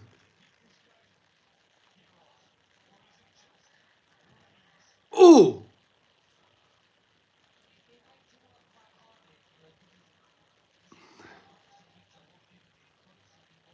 Joe looks durable at 35. Oh, nice body rip. I like that right hook to the body. You don't see it that much from an orthodox fighter. The slap. Danny Garcia used to do it. I used to love Danny Garcia's right to the body and then the left hook up top. He had a couple viral knockouts with that combo. I think that's a Philly combo. There's another body rip. I think Danny Garcia would throw the straight right to the body. He'd level change, throw the straight right to the body, and then come up the left hook up top. Cordina did a hook to the body, but he didn't finish it up top. So that's one of the things they teach you when you're learning how to, fight in the pocket as an orthodox fighter is nice right hand. If you're going to throw a right hand to the body, a power punch, don't throw it naked. If you're going to invest there, come up top. Gonzalez is brave. There's a war taking place now. Every time Gonzalez looks like he gets hurt, he's trying to be the guy to, and this is just how you train for it. When, you give your receipts. Don't ever let a fighter give you, oh, nice 1-2 combo by Cordina. My coach used to say, always give your opponent some change. Don't let him just get receipts, meaning that, you're taught if your opponent gets off on you, you better give it back to him. Is Cordina hurt? Oh my God. We got some drama here. Oh, big right hand by Cordina. It's getting wild, guys. It's getting wild. 30 seconds left in the 5th.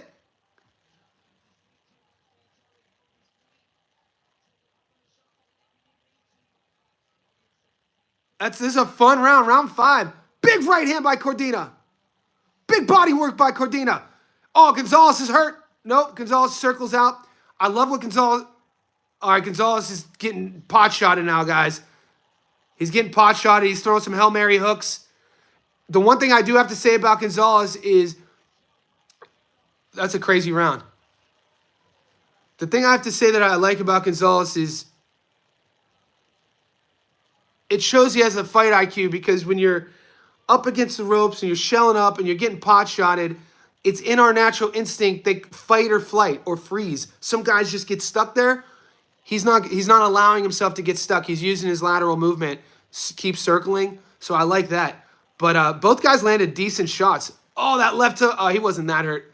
He just caught him off balance a bit. It's a fun round. Round 5 is a fun round.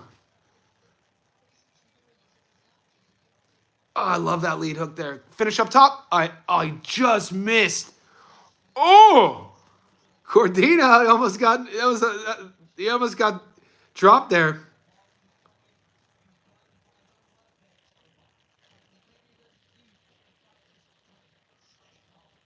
Yeah, I've always liked Cordina as sort of his presence in a fight.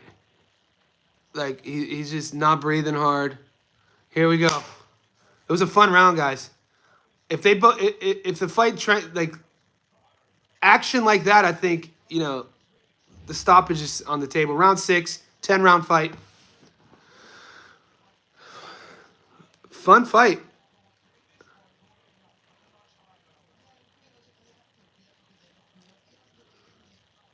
So the last 2 rounds, Gonzalez has pushed Cordina back at the beginning of the round, try to put him on the ropes, land some decent work. Cordina slowly works his way off the ropes, takes the center, feints with the jab. Both kind of reloading right now. A minute gone in the 6th.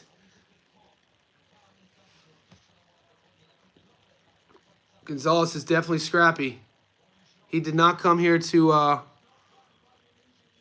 he didn't come here to roll over. we know about, dude. It's a legit narrative. The Mexicans coming to Britain, unknown Mexicans coming to the UK.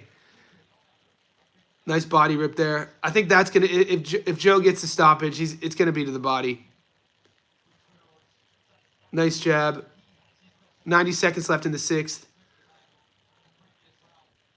Gonzalez is brave. Nice right hand, another pot shot. That's his best punch, or at least his favorite punch. I think his most impactful punch is that hook to the body. On both sides, he's landed the right hook to the body a couple times. The problem is I don't know if he's going to go back to the left hook to the body because it was that combo at the end at the fifth that he got caught. He went body, and before he turned it over to the hook up top, he got caught. We'll see if he goes back to it. Cordina has kind of caught himself, I don't want to say watching his work, but when he's gotten when Gonzalez has done his best work, it's kind of been Cordina just standing in front of him, kind of looking, maybe at some of the shots he just landed. Round 6 is, they kind of, both guys, it's not an off round, but it's not what round 5 was. And that happened. Nice left hook by Cordina. Not a lot on it. 30 seconds left in the 6th. Good jab from Cordina. Get under those elbows.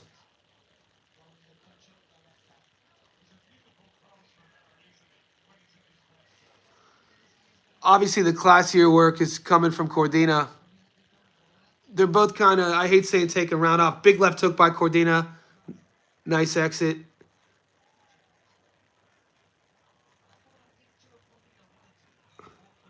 All right.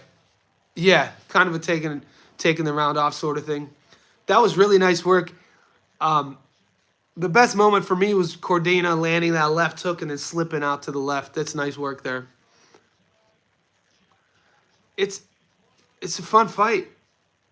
These fights have been good.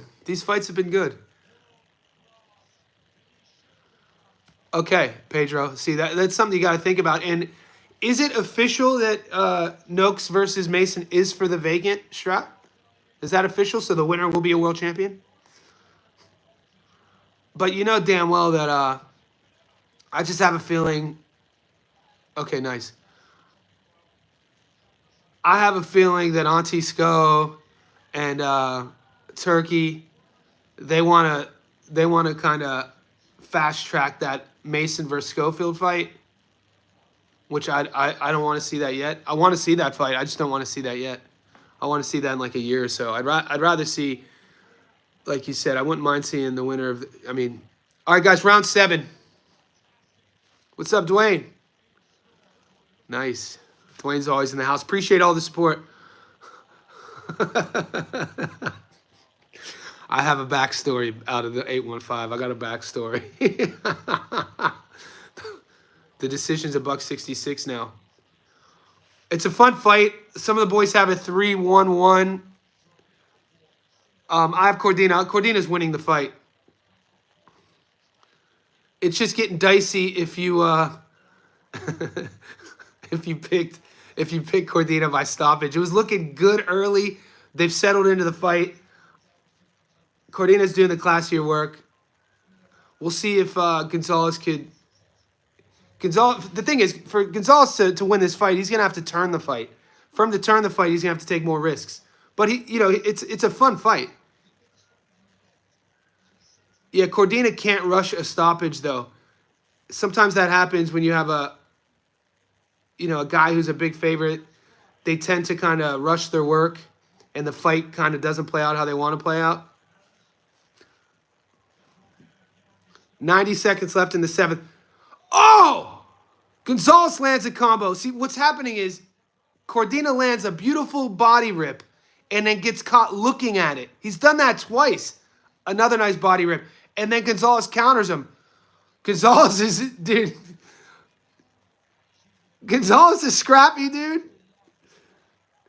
So the biggest shots Gonzalez has landed is after Cordina's landed a huge body rip, and he's just stayed there looking at his work, and Gonzalez counters him. I ain't scared. I ain't never scared. Oh, big left hook there, exchanging hooks in the middle. Dude, Cordina's getting tested here. 45 seconds left in the seventh. This is another fun round. This looks more like round five.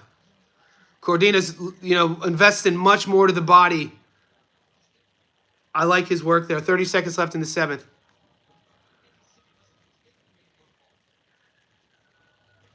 Good body rip there. Yeah, he doesn't like the body shots.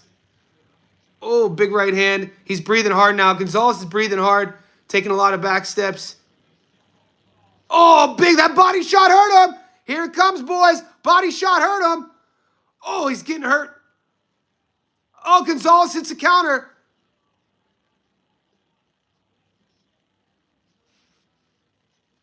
Oh. Oh, Quiros is hurt. Dude, I've been calling it since round 3. He's hurt to the body. It's like the third time he's been hurt. He's bothered. He's uncomfortable, mate. He's not comfortable. It's the body shots, mate. How do you flat the tires? You rip the body. This is where he gets countered, though. Oh, no, that one hurt him. Yeah. We'll just see how... It's going to come down to Jared's bravery, but he's... Yeah, I'm glad Cordina listened to me.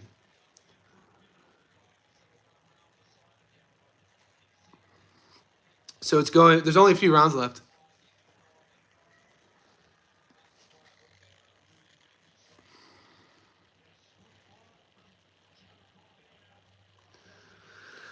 It's going to come down to, if Cordina lands a couple more of those body shots.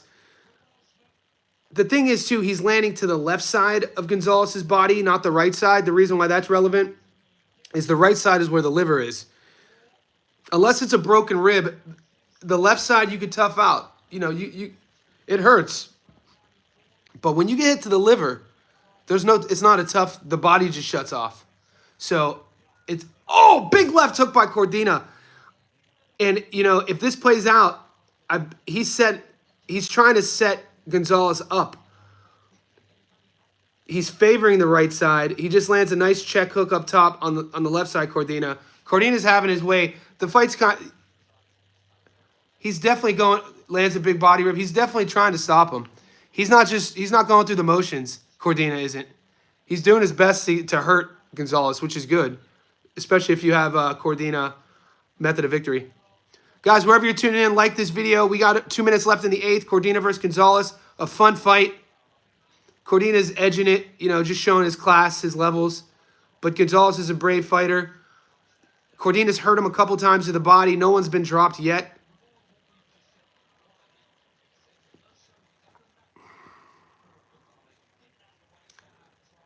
Ooh.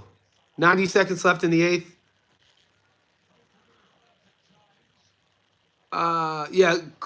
Gonzalez's best punch was in the 6th or in the 5th. He caught Cordina punching with him, and he landed a left hook when Cordina went to the body.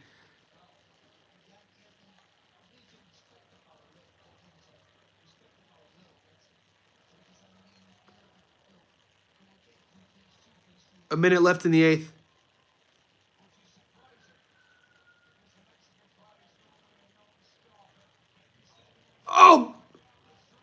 They're hooking together. Dude, Cordina's putting himself in harm's way. He could easily be backing up. Gonzalez might be hurt here. A minute left in the 8th round. Gonzalez is up against the ropes. Cordina's pushing it, putting it on him. I mean, Cordina's trying to get him out of there. He's doing his best. He's putting himself in danger. He's got caught a couple times. Yeah. Oh, goodbye. 30 seconds left in the 8th.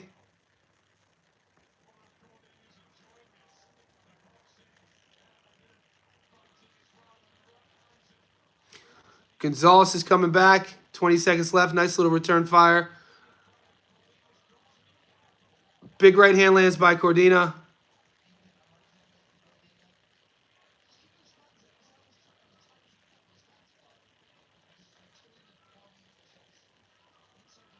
All right, 2 rounds left.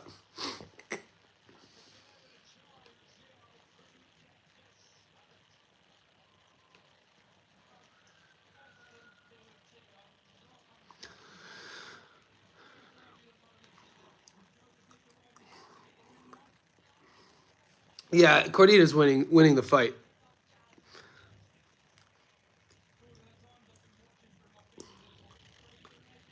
The interesting thing is though that Cordina's putting himself, he's getting hit in places that he probably shouldn't be getting hit, and because he's putting himself in harm's way to hurt Gonzalez.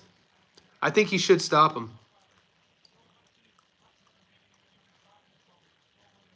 2 rounds left.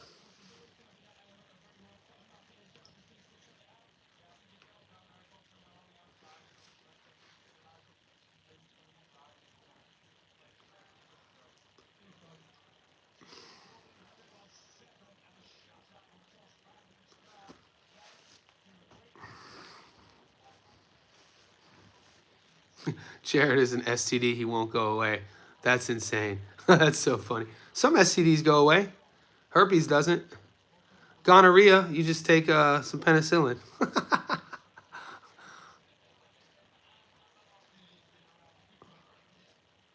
Round 9, guys. 30 seconds gone.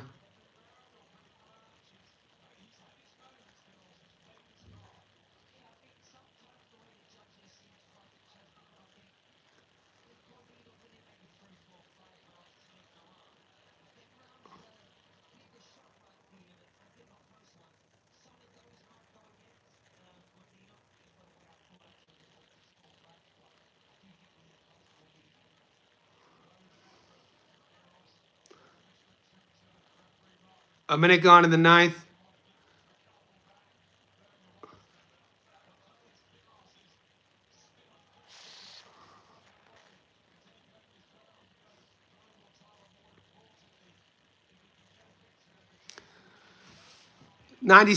About 90 seconds left in the 9th.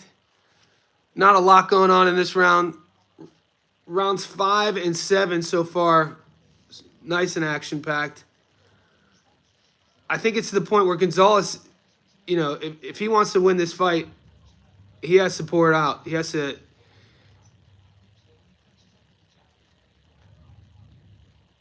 He has to put himself in riskier positions and just go for it. Because I think he's gonna have to stop Cordina. Yeah, he's gonna have to stop Cordina to get the win. Good jab. A minute left in the 9th.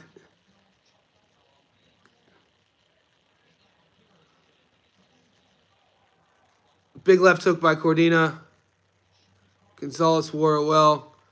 So far, this is a Gonzalez round.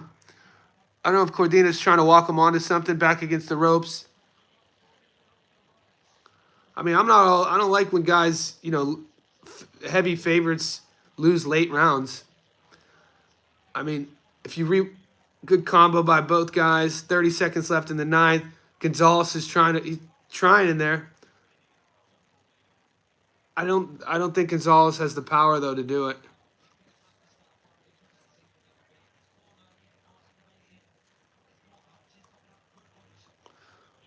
Ooh, that was beautiful body work by Cordina. 10 seconds left in the 9th.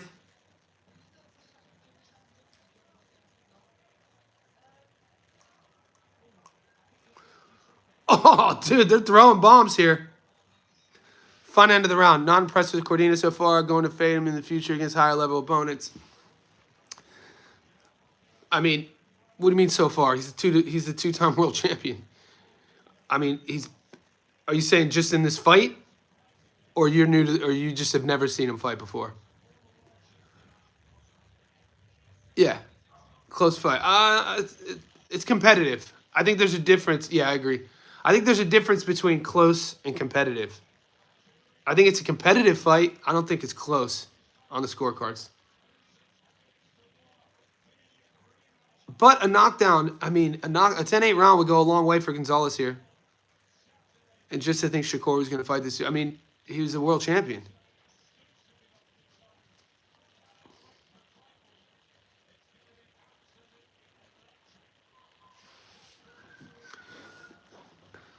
Dude, it's not called knockout. Joe Cordina's world class, mate. Gonzalez is brave. I think more than anything, I'm more impressed with Gonzalez. Yeah, I mean, I expected Cordina to win by stoppage. You know, first fight. When did he fight Kakashi? Last May. So ring rust. You know, it's July. Hasn't fought in 14 months. First fight ever in this division. He's doing what he has to do. He's winning the fight.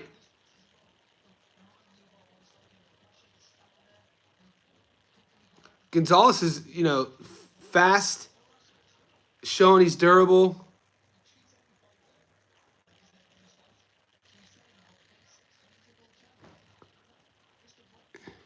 Cordina's losing. Here we go. Good.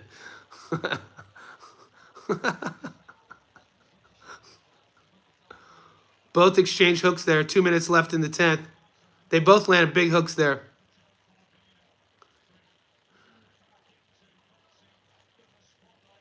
Oh, Gonzalez. Gonzalez needs a knockdown. Nice work from Cordina. Yeah. Your decision, if you win on the decision, guys. Money line or decision, Cordina. Ooh, big exchange there. 90 seconds left in the 10th. Yeah, I think this is exactly what Cordina's handlers wanted from an opponent. A guy who's going to be tough and scrappy, a guy to give him rounds. A minute 15 left in the 10th.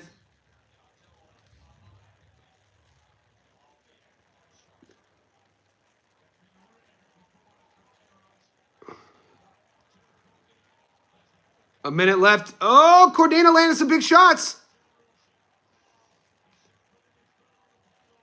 It looked like he was going to try to turn it up there. No knockdowns in this fight, guys.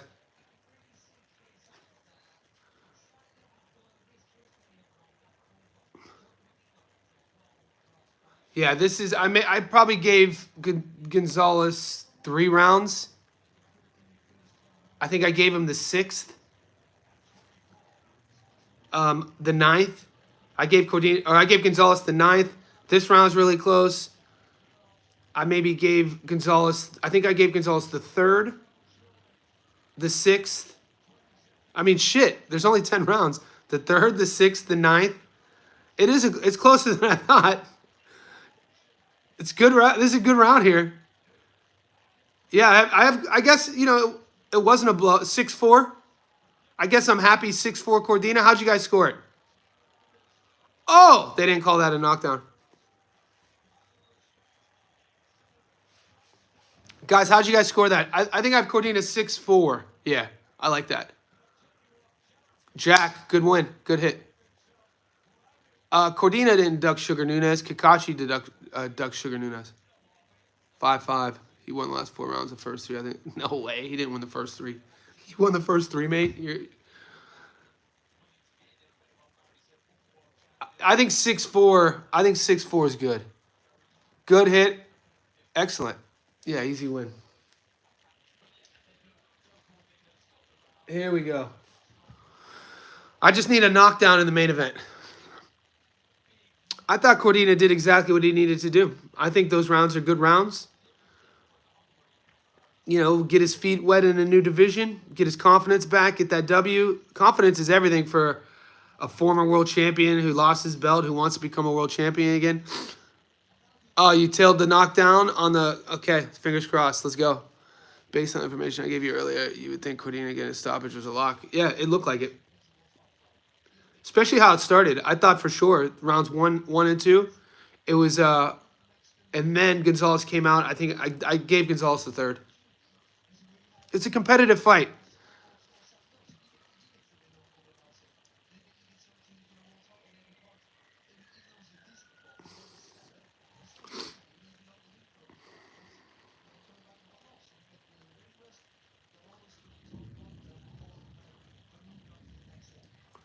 All right, guys, let me know your action on the main event. Cordina got pieced up. I have Catterall winning the main event. I picked Catterall to win the main event, but I bet on a knockdown prop.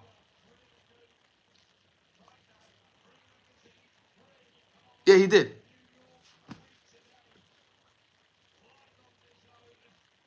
Well, we're not shocked at Jared's bravery. We're not shocked at his pace. We're not shocked at his output. We knew that was going to happen. I was more impressed with his hand speed. Here we go. I think 96, 94 should be good.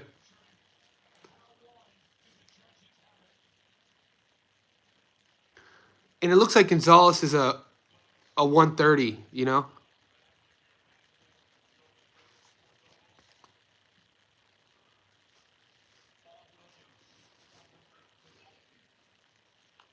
$190 is insane.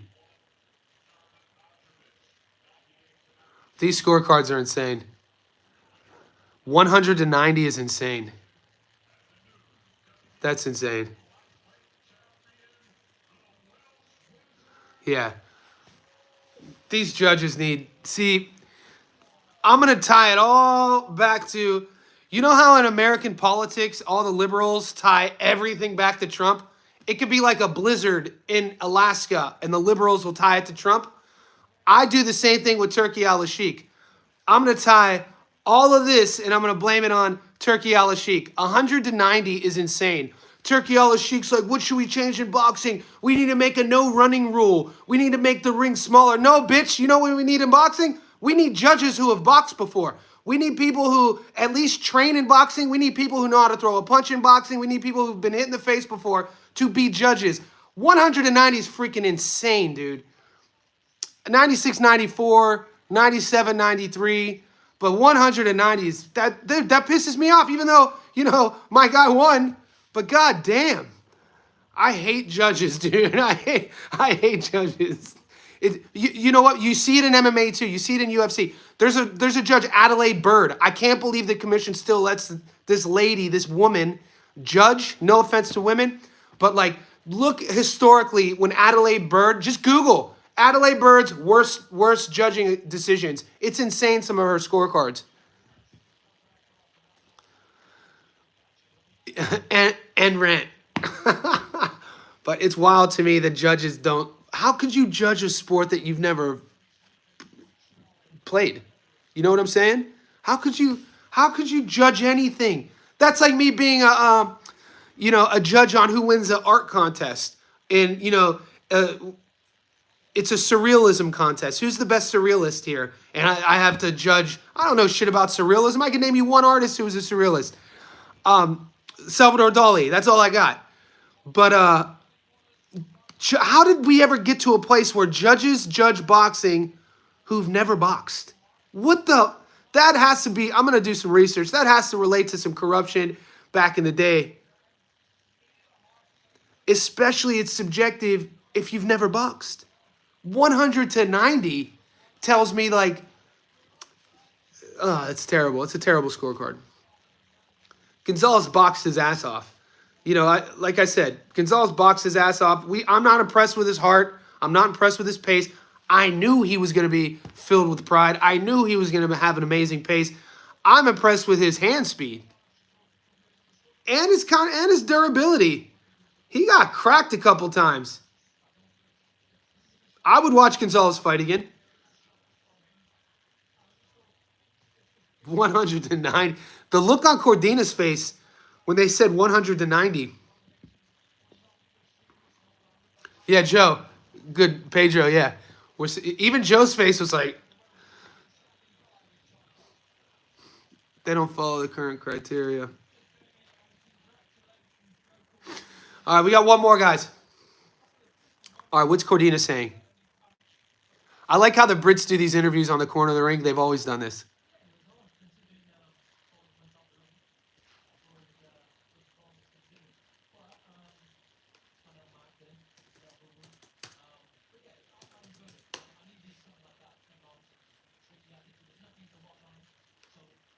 All right, so it wasn't just us. There was nothing to watch on him. When Joe Cordina's saying that, nobody could find any tape on him.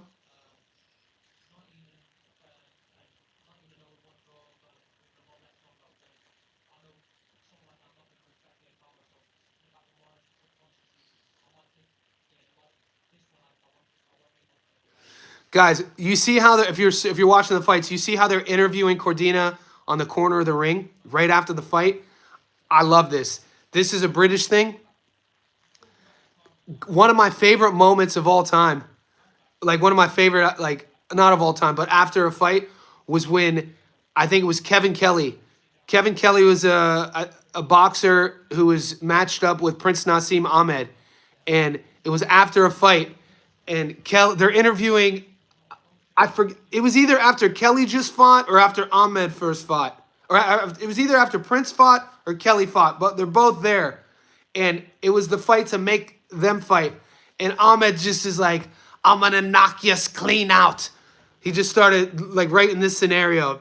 If you don't know what I'm talking about, YouTube it. He's like, "You're going to bed. I'm knocking you clean out." Yeah, Kevin Kelly. It was. I think they brought him over. I think Prince just fought, and Kelly was the guy on top, and Prince was coming after Kelly. So they bring, Prince. I think Prince fought in America. Dude looks just like Jamal Harry. He's like, "You're going to sleep. I'm knocking your Spock out."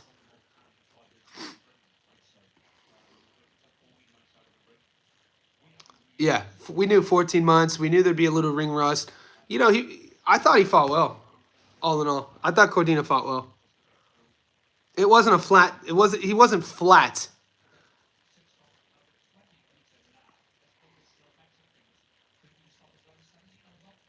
How do I think he does against Mason or Noakes? How does Mason or Noakes do against Cordina? Well, Mason's a. I can't wait for them to fight. Abdullah's a goddamn animal. Yeah, good. Message me.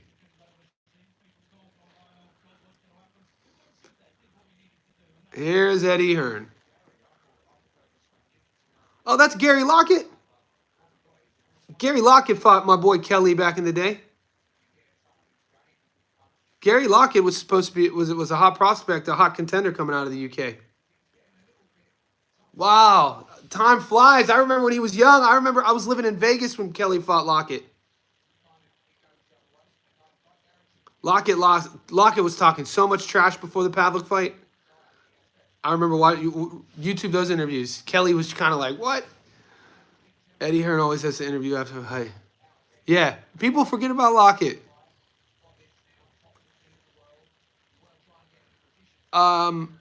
It was I said prospect contender. Did Lockett ever win a world title?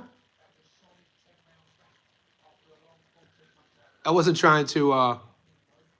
I wasn't trying to shade him. I just I start there and then I work my way up because I don't think Lockett ever won a world title. Yeah, never world champion.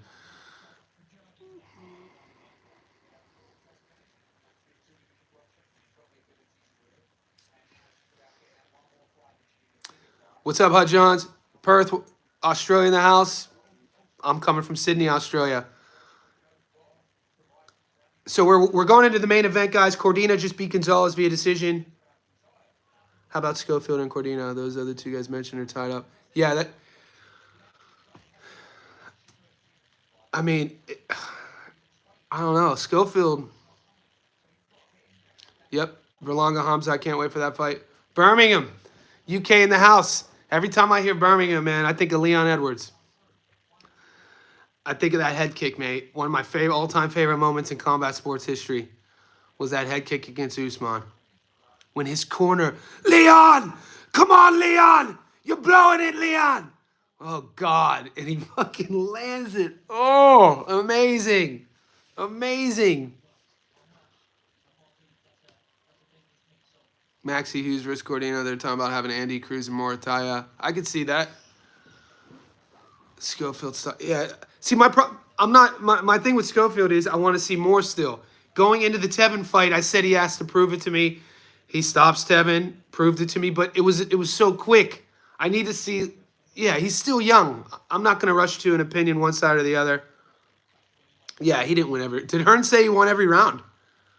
Wow. How does Eddie give Cordina rounds 3, round 6? Round 6 they both kind of took off. Round 9, how did he gave him round 9?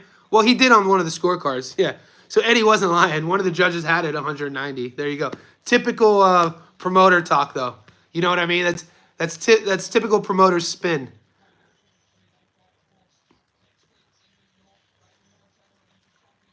Yeah, exactly.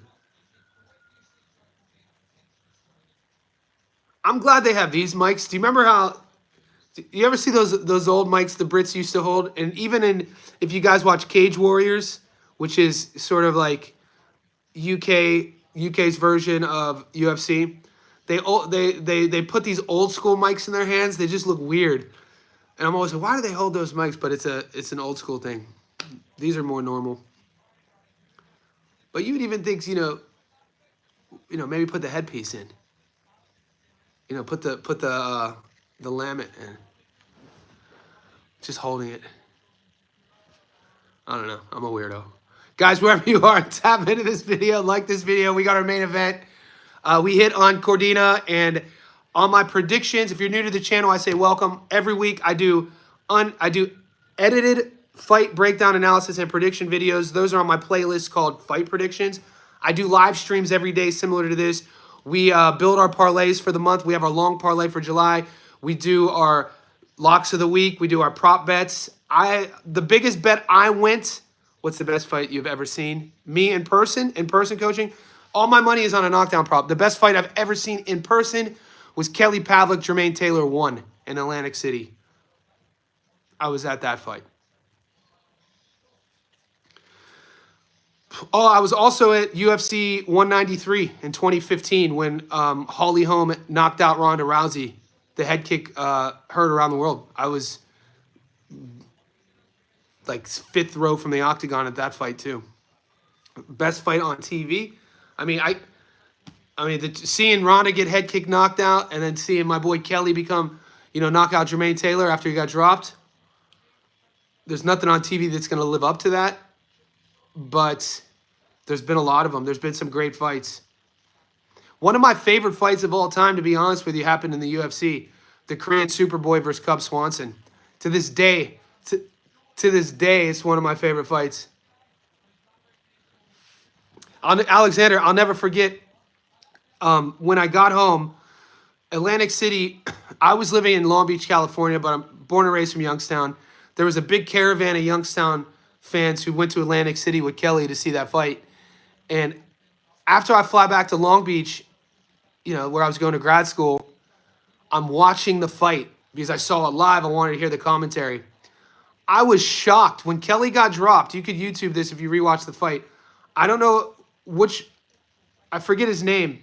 When Kelly got dropped, one of the announcers says, we have another example of a white fighter being outclassed. He said that when Pavlik got dropped. And I'll never forget when Kelly won, he goes, we have a new middleweight champion of the world, and he's from Youngstown, Ohio. Iconic. I got goosebumps to this day. That's actually Pavlik in that magazine behind me from 2007. I was at when he knocked out, so his run, I was at all of his fights leading up to the Taylor fight, the first one. I was at, when he knocked out, he fought in Disneyland against Max Zertuche. I think on his box rec is Jose Max Zertuche. And Zertuche was knocking everybody out. Kelly, that was a 50-50 fight. Pavlik knocked Zertuche out cold on his feet, frozen. YouTube frozen knockout. And then the fight after that, Zertuche was supposed to beat Pavlik in that fight. I was there. And then he fights Edson Miranda. And Miranda was a knockout artist. Everybody said Pavlik was going to get stopped against Miranda. And Pavlik stopped him. Kelly, he retires 40-2, 34 knockouts. Fulgencio Zuniga fight.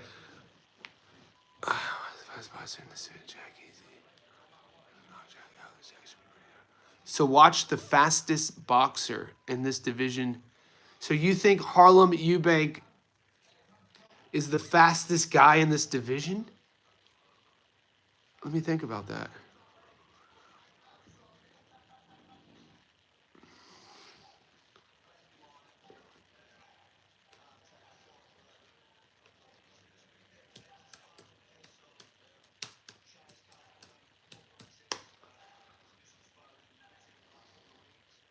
He didn't go off the rails. See, this is a false narrative. I talked to him to this day. I've been friends with Kelly. Never went off the rails. He, was at what started that whole going off the rails. I mean, he retired when he was 29 because he had a seizure, but he lost to B-Hop when he fought B-Hop at 170. Kelly was a world champion at 160. And then he lost to Sergio Martinez. And he gets a DUI in Youngstown. And then he was at a Foo Fighters sort of private concert. So what's the kid's name? Dave Grohl is from Youngstown. So the lead singer of the Foo Fighters, who used to be the drummer in Nirvana, grew up in our area. And so Pavlik goes to like one of these like private performances and kind of gets into an altercation. At the time, my hometown, they were waiting for, everybody loved Boom Boom Mancini so much. A lot of people, if you're from my hometown, you'd remember this. People worship Ray. Everybody loved Ray. And so because of that, the media loved Ray, and it was hard for them to embrace Pavlik. Even after Pavlik became a world champion, they started this weird, he didn't go off the rails. He had a DUI, and he beat up a dude in a bar fight because he was defending his friends. And when he was in his last fight camp, he was out in California. I think he was 29 or 30. He had a seizure, and he just had a young daughter, and he said, "That's it. I'm not fighting again." So I mean, he just got inducted. He's a Hall of Famer, one of the greatest knockout artists of that division, one of the best straight right hands. In my opinion, did the most with a limited bag. Kelly only used his jab and his cross. And what he would do, I said this before Zoo lost to Murta's Ilab. There's a lot of similarities in how Kelly would use his front foot and just kind of way in and out of the pocket, and with how Zoo fights. And it's a compliment to Zoo. So that when I see Tim fight in certain exchanges, he kind of reminds me of Kelly a bit. Just in terms of how he uses what he has. Always in your face, never taking a backward step. YouTube the Edson Miranda knockout and YouTube the Max Otuche knockout. They're insane. Those are two of my favorite knockouts. I mean, his upbringing was solid. I mean, his dad was my Little League baseball coach. I mean, his dad was hard on him. My dad and his dad were our coaches when we were 10, 11, and 12. His dad's name was Mike. So Kelly's older brother, Rick, was supposed to be the boxer. Kelly had an older brother, Rick, who was heralded as the boxer, and Kelly was the baseball player. Pavlik, I tell the story all the time. We won baseball tournaments all throughout Ohio and Western Pennsylvania. He was the catcher, I was the pitcher, and then I played shortstop when I didn't pitch. We used to beat everybody. And I grew up in Youngstown. I know, his trainer's Jack Lowe. I know him personally. The main event's starting soon. Yeah, Jack for years owned Southside Boxing Club. I've known Jack since I was 7. He still promotes fights. I think I don't know if he still coaches. I haven't been home. I haven't talked to him in years.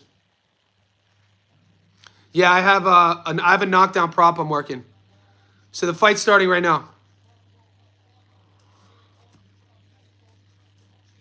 Yeah, and he left. Jack took a lot of heat for that, and Pavlik left. Pavlik ended up getting trained the last part of his career with Team Garcia. I have a knockdown prop over 0.5, so I'm just watching this fight, just wishing for one knockdown and I win. So we'll see. I did predict Jack to win, but I didn't bet on that. On my channel, if you're new, I do these prediction videos. I tell you who to bet on. I think Jack beats Harlem. But I bet on one knockdown.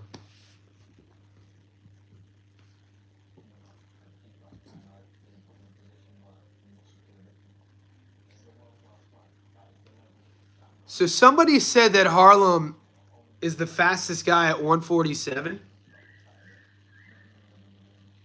No, I did the over of 0.5, Kingdom Life. So the prop I did over 0.5, so I just need one. No, the fight didn't start yet. I don't think Harlem's faster than whoever said Harlem's the fastest, has the fastest hands at the division. He's not faster than Brian Norman Jr. They have Devin at. He's not faster than Haney. Unless you were trolling.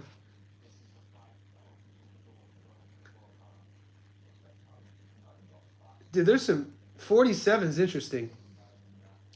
They still have Ennis at 47, but Steven Ivich. I picked him to win. We won money on Ivich. I featured Ivich on the channel when he fought in his last fight. I won a lot of money. I was at that fight, actually. That was the last Sam Goodman fight. I was second row to that fight. That's when I hit a 22-1 on the channel. My boy won $22,000 right in front of me. He took my bets on that card, the Steven Ivich card. When Goodman headlined, he took my bets, bet 1,000, won 22K. It was awesome.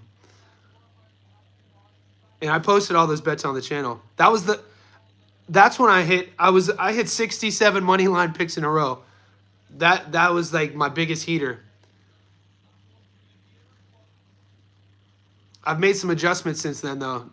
Like not betting on $4s. A $4 lost today, guys. William Crolla lost. How, dude? Season, Mateo Tapia. You're talking about Mateo Tapia? He's good. Hasn't been fighting for a long time though. He used to train at the gym where I was managed a fighter at. He started with Tony Del Vecchio at Bondi Boxing Club, and then he's moved on. Yeah, that Aussie card, man, I was on fire. But I made some adjustments since then in terms of like not betting on certain. I don't do any more gold medal Olympians. I don't have the fight pulled up. No, they're not walking out yet. The boys are still talking. They're about to walk up.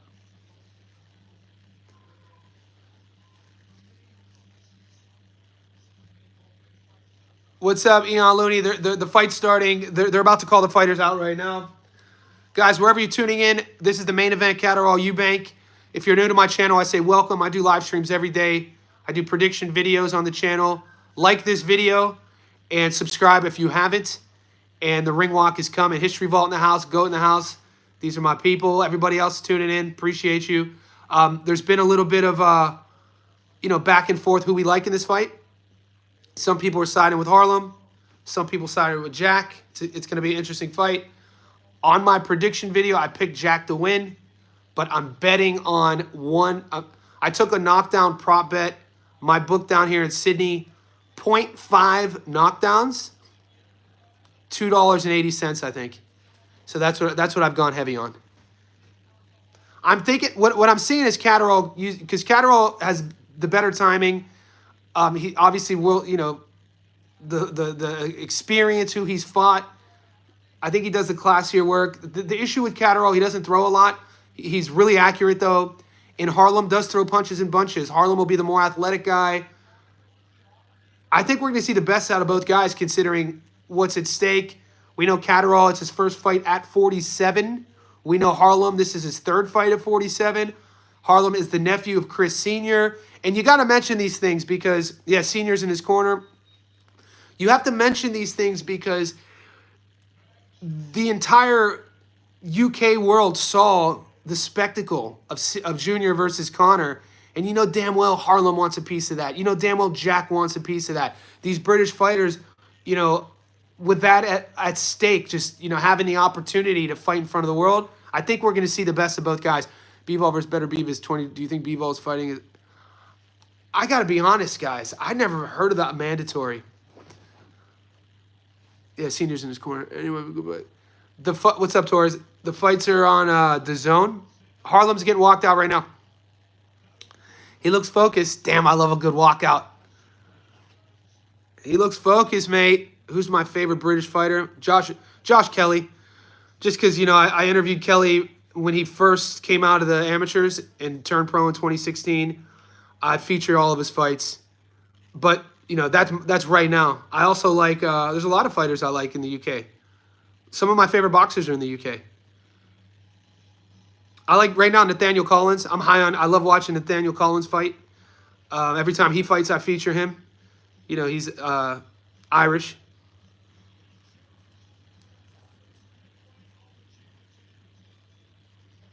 Yeah, if you're new to the channel, guys, and you're talking to some of the boys who are members or subscribers, this isn't a casual channel.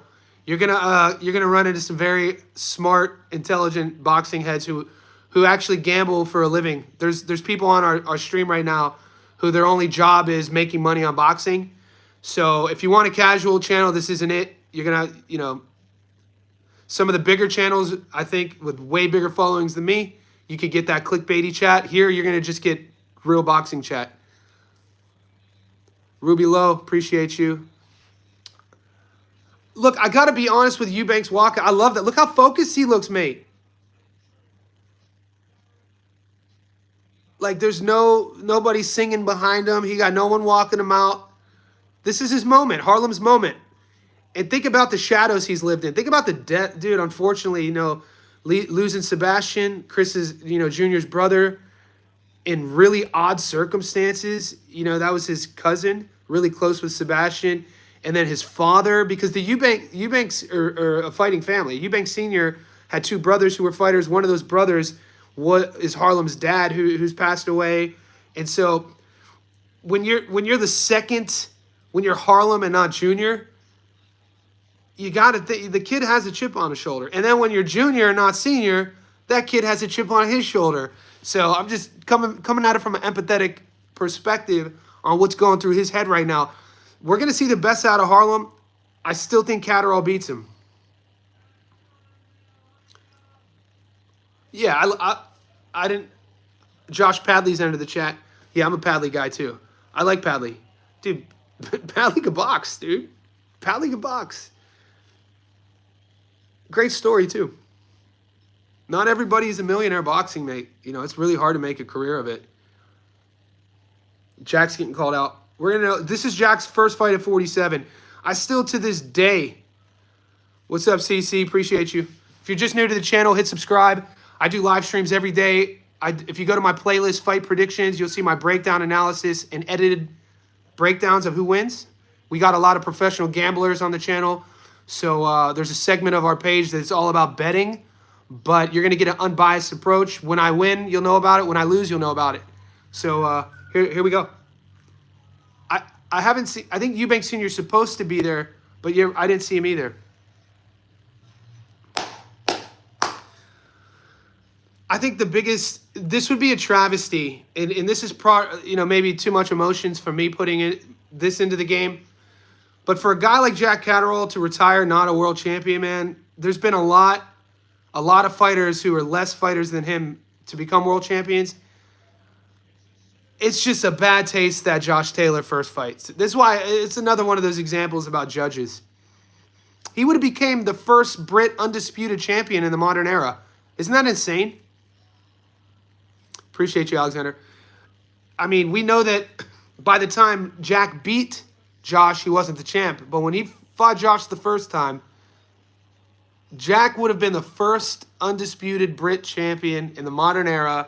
He beats him and then gets robbed on a call.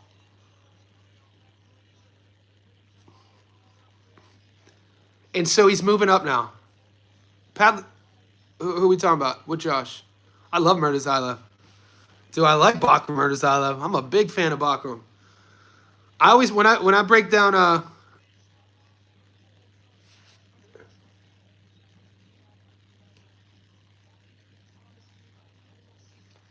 when I talk about Murtazayev, I talk about Ramadan. There's two versions of Bakram. The fighter who fights during the month of Ramadan, and then the fighter who doesn't fight in Ramadan. And you see a different guy. So if I'm Bakram Murtazayev's handlers, I only schedule fights when he's not fasting. Because the version against Tim was a goddamn animal. And the version before that, we saw what he looked like when he was fasting. I don't know if the fight's in Manchester. The fight's in Manchester. I don't know if you could say they're pro-Jack. I think it's probably cut 50-50. I have the volume really low. You guys could hear it. All right. Who doesn't love a main event? Guys, wherever you are, like this video. If you haven't already subscribed, do it. We got the main event, Catterall versus Eubank. Let me know now who's winning this fight. I need a knockdown. Let's do it.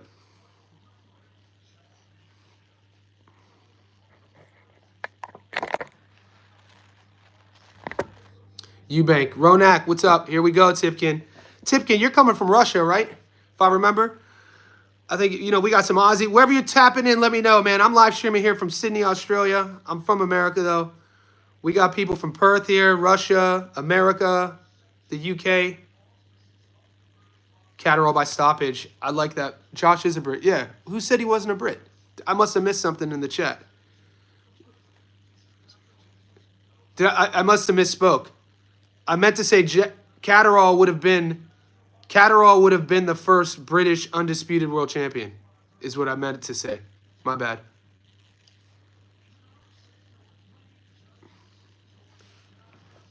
Yeah, you know, when I'm going for this stream's going on a couple hours. Englishman living in Moscow. I've always wanted to go to Moscow. Yeah, he would have. Has there been an undisputed? Am I missing something here? Who's been an undisputed champ in the modern era?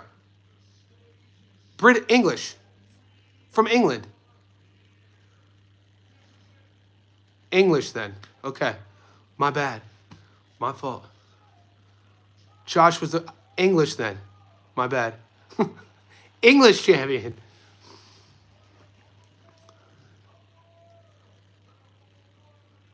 I thought Taylor was from Scotland. Are you guys fucking with me?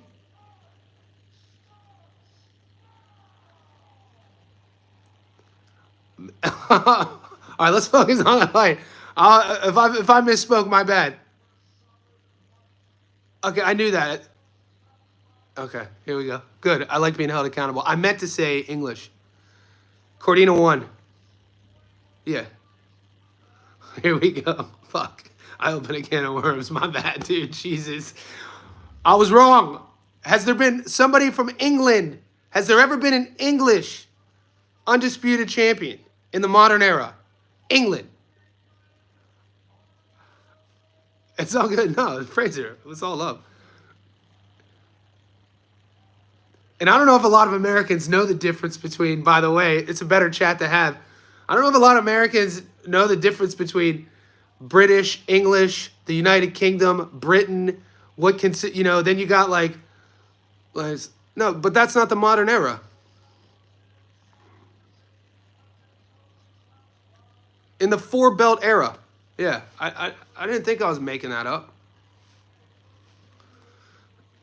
Dude, Taylor, when he was coming up, Josh was one of my favorite fighters.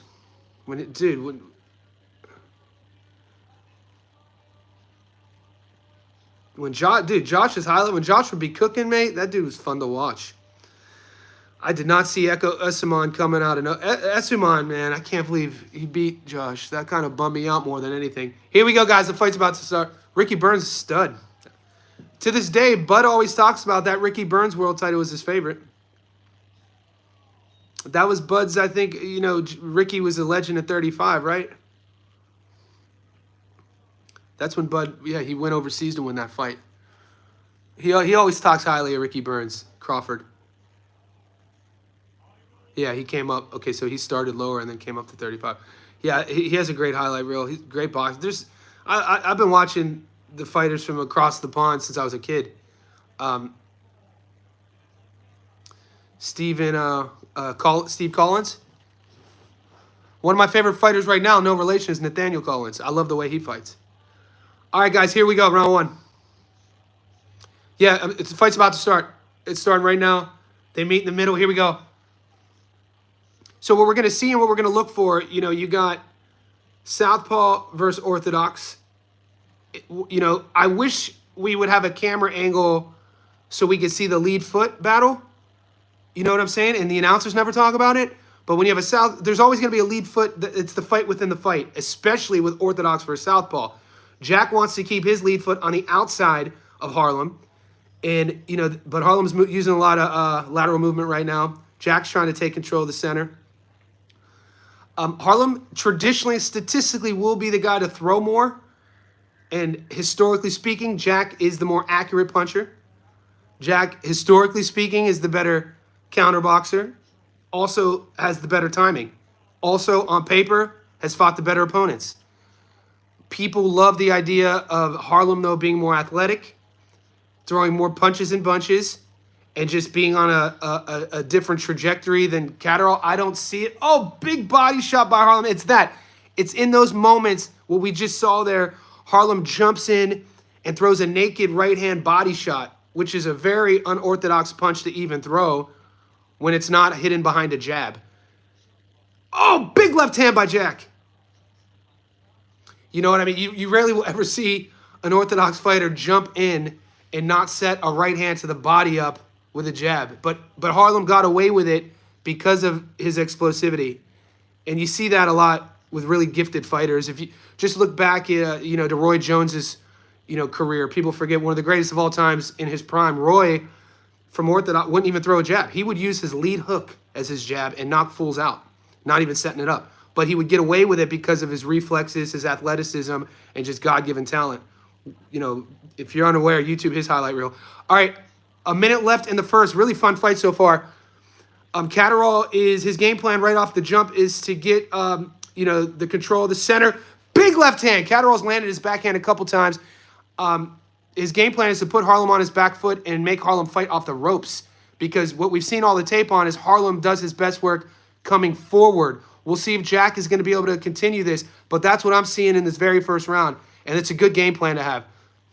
Not everybody could fight backing up, and it really shows a high level of arsenal when you can do that. Some guys can only fight coming forward. Some guys like to fight backing up.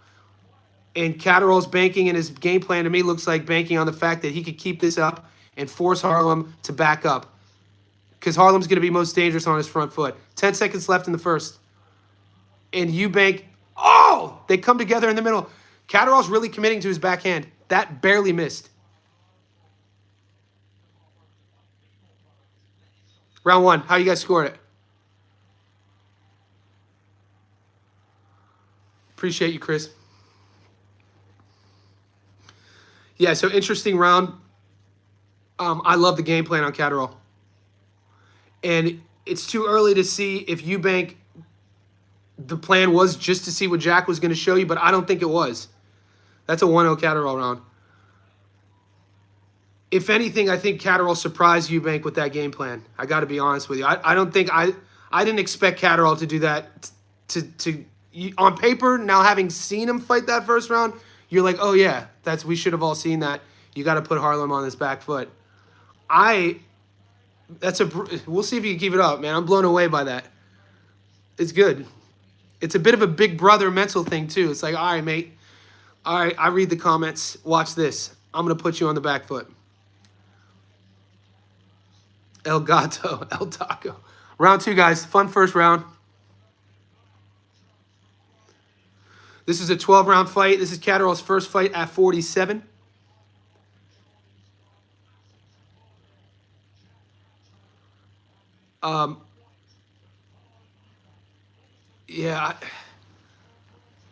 You could just tell sometimes, and this has nothing to do with, this isn't a bad thing, but when a fighter is just athletically gifted, sometimes they overlook certain techniques. Harlem lands a big shot with Jack. You know what I'm saying? So if you're super athletic, you could get away with things. I'm seeing a lot of holes in Harlem, obviously, because he's so athletic. And this is why we talk about when you take a level up, a lot of holes will get exposed. Harlem's setups are really kind of amateur, right? Not amateur, but Harlem's not, his setups are just, in terms of setting up his offense, he's just this, and his defense looks leaky, especially in the pocket. But he's been able to get away with this because he's so fast, so explosive. Jack needs to push him back, though. Jack can't be in the corner. All right, 90 seconds left in the second. Eubank's adjustment right off jump was not letting Jack push him back. And Jack is kind of, fighting him in typical Catterall fashion in this round. Nice combo there by Catterall. Catterall looks sharp. Harlem looks twitchy to me. I don't want to say nervous, but Harlem doesn't look, he doesn't look loose. He looks really tight and kind of stiff. He kind of fights that way, though.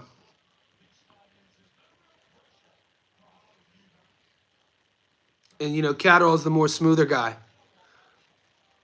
I think if Eubank catches Catterall, it's going to be with Eubank's lead hook, because Catterall has lunged in, landing his backhand a couple times with his lead hand down like that. So you'd have to think if Eubank is looking for it, he kind of leans, boom, counter lead hook. 30 seconds left in the second. Yeah, Catterall has to get off the ropes. Nice movement. Catterall's slicker than people give him credit for. Not a guy that uses the entire ring. I talked about this in my prediction, in my breakdown. Not a guy that uses the entire ring, but he uses his footwork. It works with his style. He does sort of like a two back exit angle change, and then he's always looking to counter. Good movement by Eubank. None of those really land. Catterall's doing his best work when he's pushing Eubank back. Yeah, Catterall looks sharp. He looks smooth. Like I said, Eubank looks stiff. I have Catterall up 2-0. Eubank needs to loosen up a bit. I don't see Senior either. User 29, where's your money at? Who are you betting on? 2 rounds gone, guys. I have Catterall up 2-0. 1-1. It could be 1-1. Eubank by decision or stoppage or money line, user. What we're seeing so far, it is a 12-round fight. We'll see, how the energy levels are moving forward. Jack looks really smooth. Jack looks focused. Eubank's the one, to me, he needs to loosen up. User, good luck, buddy. Yeah, so far it's going to the game plan of how I predicted it. So far, after 2 rounds, we know it's a 12-round fight. The fight looks like how I predicted it. I just think that everything that I've seen through the guy's careers is Jack is world level. And Eubank has been a domestic guy, which is fine. The only way you can step up to a world level is fight world level competition. Hands down, Eubank's biggest step up. People give him a lot of credit for beating Tyron McKenna, but probably his best win. But come on, McKenna's, a tough guy. The thing I don't like about Jack is what I talked about there, is he exits with his lead hand down, and he kind of does, just put your fucking lead hand up. It's just here. Round 3, guys. I love when Catterall throws his double jab cross and angles off of it. He does it effortlessly, seamlessly. He goes pop, pop. Oh, they're both on the ground. Wrestling. We got somersaults. We got backflips.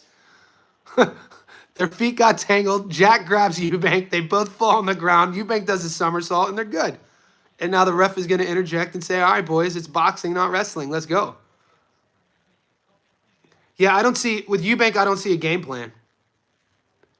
With Eubank, I see a guy who's just, good counter by Jack. Whenever a fighter smiles after they get hit, they felt that punch.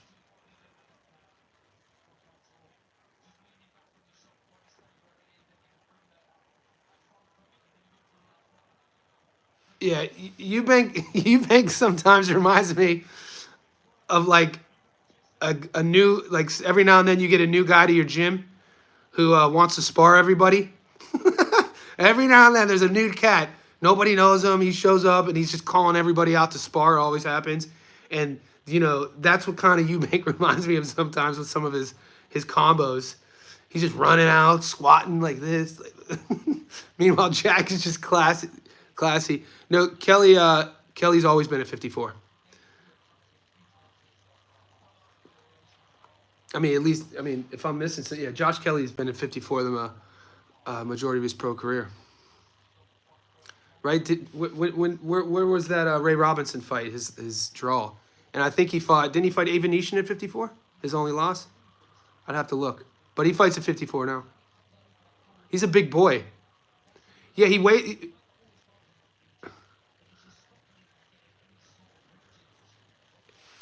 Yeah, I'm struggling to see Eubanks' game plan. We see Catterall's right up. Catterall showed us his game plan at the first 30 seconds of the fight. Control the center, make Harlem fight off of his back foot, kind of toy with Harlem to come forward and then counter him. And right now we're seeing Catterall's timing, his setups, his fight IQ. Harlem's starting to smile, and that tells me he's frustrated.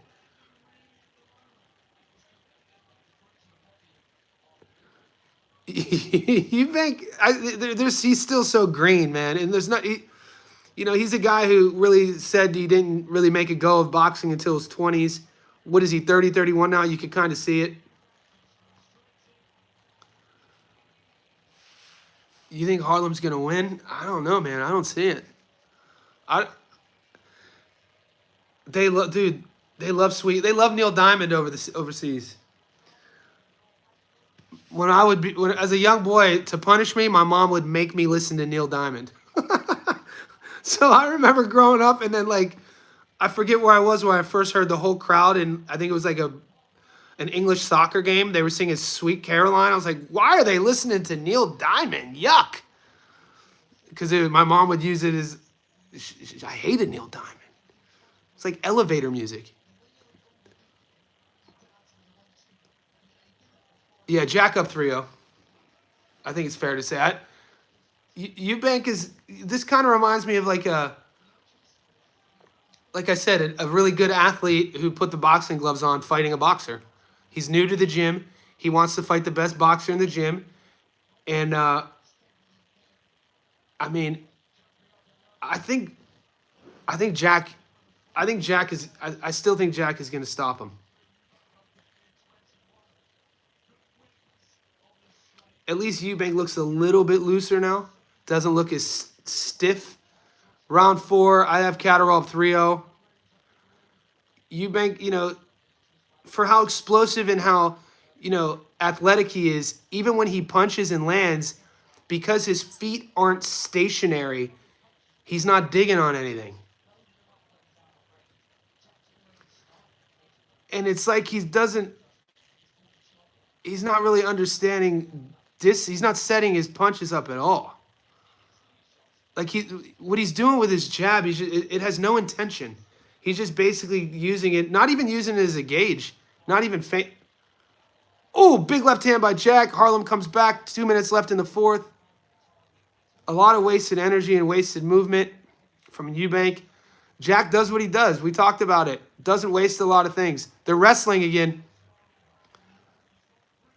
And as you climb the ranks in boxing, you have to think, as a fighter, economy of energy. The economy of energy. Oh, both guys land big shots. Probably the best exchange of the fight for Eubank. Catterall takes a back step, 90 seconds left in the fourth. Gives him a smile. He felt that one. Harlem's best punch, hands down. Not doing much with it, though. It was kind of a pot shot off of an angle change. Didn't really do anything after it, though.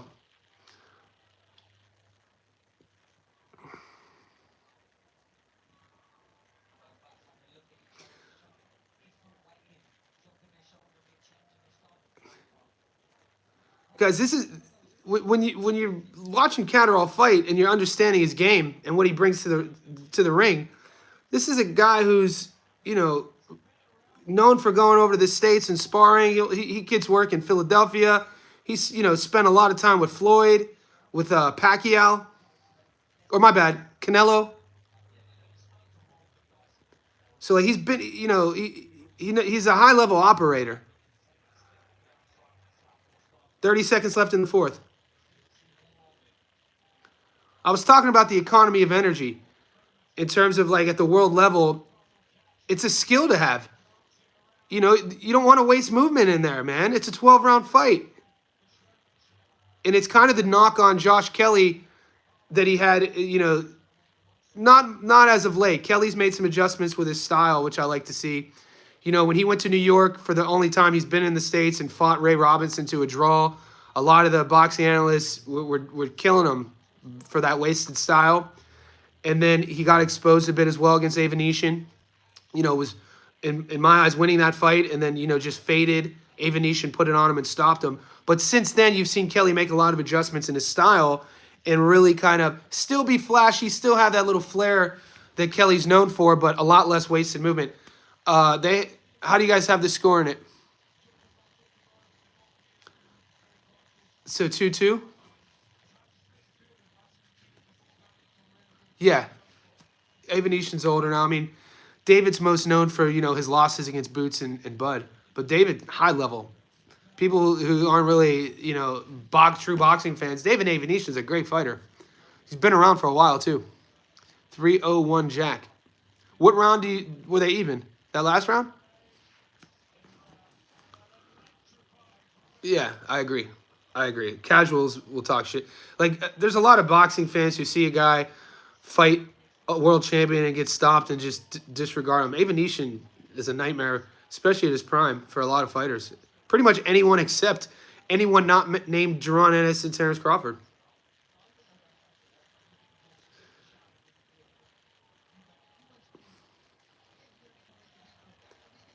Round 5, guys. 30 seconds gone. How are the what are the commentators like? Are they siding with Catterall, guys, or are they siding with Eubank? Because I have it could be 2-2. I think I have Jack 3-1. I think last round was Eubank's best round. You know, it took Eubank a little while to loosen up. He's just wasting a lot. This is a 12-round fight. It's only round 5.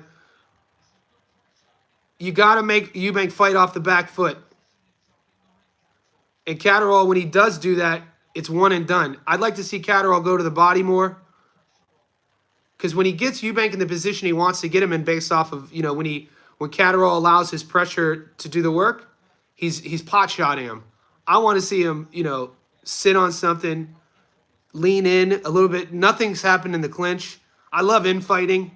You know, I think it's a lost art. One of my favorite fighters of all time, I always talk about, James Toney. I think infighting is a lost art with this in this era. But yeah, I want to see more body work from Catterall and Eubank. Throw your jab with intention.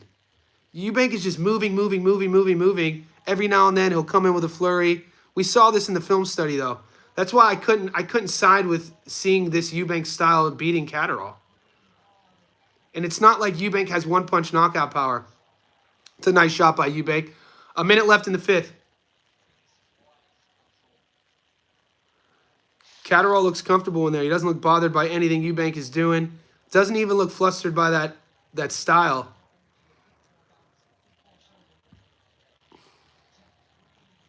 And think about it. Usually when you see a flat-footed guy, a counterboxer, versus a mover, that's a big shot by Eubank. The flat-footed guy struggles because he can't cut the ring off. But Eubank is moving, and he's moving using the ring, but he's not even forcing Catterall to have to cut the ring off. You know what I mean? It's a lot of kind of domestic level work that Eubank does, but he's a domestic level guy. No shade. No shade against him. And these are all the things that when you level up, that's why I'll never hate on any fighter, let alone a guy who's been a world champion, is that these are the things that go unspoken about, that the commentators don't talk about, the average fan doesn't see. Interesting fight, good fight. It's a long fight. It's a 12-round fight. We're going into the 6th. That's a Catterall round. I have it 4-2. Wherever you're tuning in, guys, check in. If you haven't already liked this video, if you haven't subscribed, I do lives every single day. Guys, we have a huge month coming up. July, look at the fight schedule. We're going to be breaking down all those fights. We do live streams every day talking about the bets, the odds, where to put our money. We create parlays. I have a knockdown prop bet working here. I just need somebody to hit the canvas. But we're going to be turning the page. Literally, as soon as this fight ends, we got to turn the page and get to work on all these fights coming up in July. It's insane. We're going to make a lot of money this month. Last month was Harlem needs to do better. I think... all right, Ian, I agree. What adjustments does Harlem make? Because it's his style. This style works against guys at lower levels, though. You know what I'm saying? That was a gorgeous counter by Catterall. They're on the ground again, wrestling. Catterall has full guard. They switched him out. Oh, Eubank gets his back. No, 3-2 Harlem. 3-2 Harlem? No, I don't think so. I think, yeah, Ian, I think the jab for sure, but I don't know if Harlem has that in him. You know, you could, all of those, wait here, I haven't seen him sit on one jab yet. 3-2 Harlem, maybe I'm watching a different fight. I mean, Harlem's had two good I mean, if you're looking at the narrative and the storyline of this fight, it's Catterall pretty much controlling the center, countering Eubank. you know, implementing his game plan, forcing Eubank to fight off the back foot. And Eubank's kind of just fighting and reacting to Catterall's style. I haven't seen Eubank. Oh, Eubank's starting to land clean here, though. Just in the last 30 seconds, he lands 2 pretty clean right hands.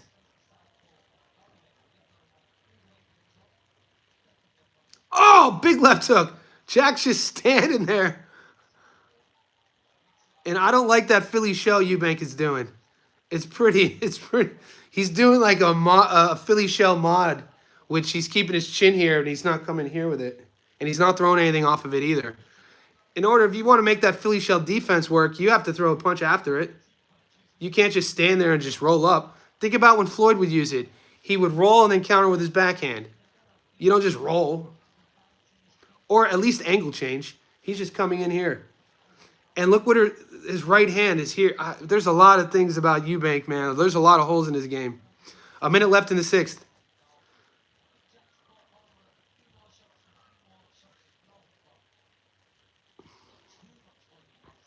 Jack never has a lot of volume, though. We know that.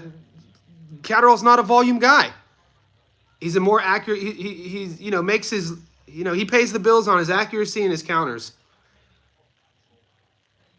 And, you know, how he manages the fight. I like that. Oh, that's a big head clash. Jack has a huge cut over the eye. Jack has a huge cut over his right eye. Head clashes. That was nasty. Oh, God. Here we go. Here we go. Head clash. Let's see how bad it is.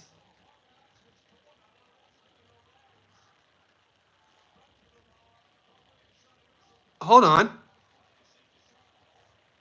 Catterall just went back to his corner to get wiped down, which should be a point. I mean, you're not allowed to go to your corner. This is different from Tank versus Roach, but similar. The ref should have, he didn't even acknowledge that. You're not allowed to get any corner, not a towel, not a wipe, even if it was a head clash. That's insane. Are the refs talking about it? Did the refs talk about the Catterall chucks Eubank to the ground? It's getting sloppy in there. Eubank has a cut over his left eye. So both guys have cuts on their brow from that headbutt.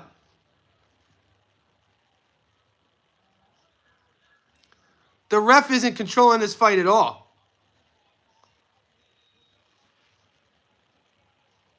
Both guys have big cuts from a headbutt. It's turning into a wrestling match. The ref has no control of this fight. To see him not, that's a bad cut. Here we go.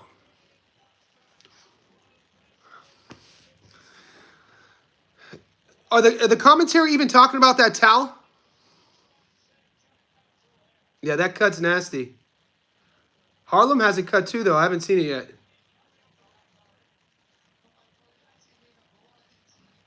Ooh.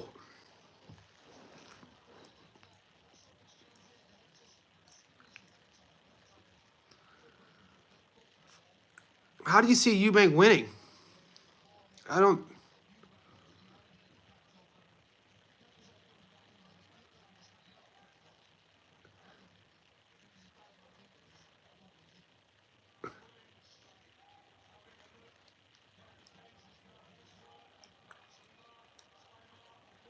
Oh God, they're gonna stop it.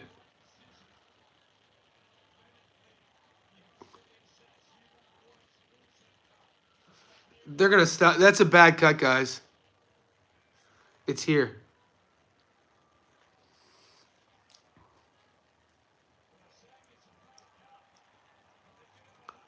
They're gonna let it go. We'll see how this plays out. Guys, wherever you're tuning in, like this video. If you haven't already subscribed, do it. Johnny says boxing, guys. We live stream every day. We build our betting parlays, tips, knockdown props. We'll see how... Oh, that's a nasty cut, God. Damn. Oh, God.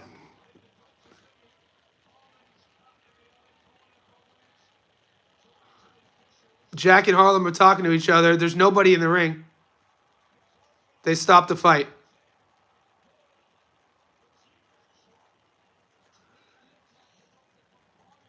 So Harlem's corner. We'll see what happens.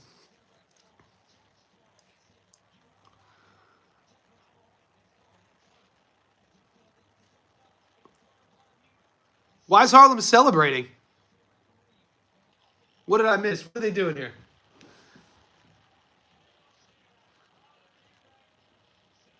Why is Harlem celebrating?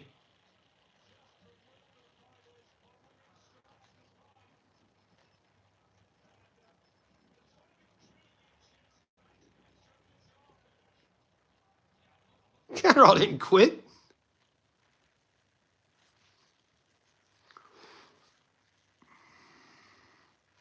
We're figuring it out right now. I don't know. My stream just froze.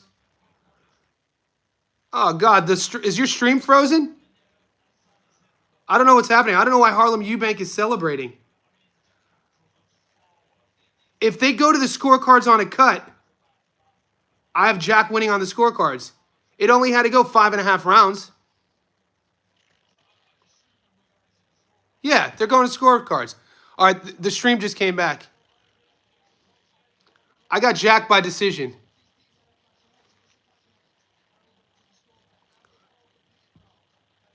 I have Jack winning 4-2. Well, the bleeding stops because they put adrenaline. So in that, whether it's end swell, it has adrenaline in it to cauterize the cut. So just because the blood stops, that cut is here. That thing's hanging. Oh, that's a bad cut. Absolute chaos. I've never seen, though, the ring to be empty and both fighters are in the middle wanting to fight, and then they call the fight off. Yeah, I have Jack winning the fight 4-2.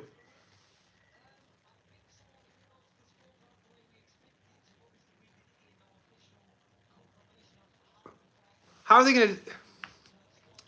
Oh, God, that's a bad cut.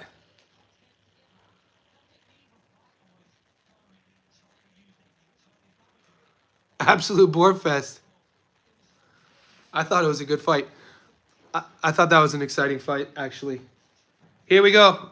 Somebody's going to be disappointed here. The fight got called off due to cuts, guys. It got called off in the 6th.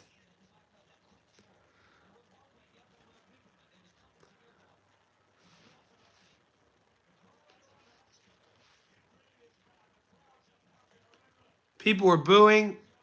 What are they going to do? Are they going to... We're about to see how this fight goes down.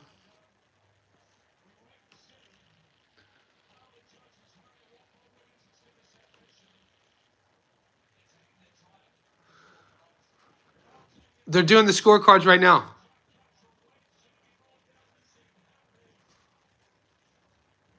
I don't understand why Eubank was on the corner, was on the ropes celebrating. There's so many fights coming up. Yeah, I took Catterall to win. I have Catterall winning, but I didn't win my knockdown prop. There were no knockdowns. All good.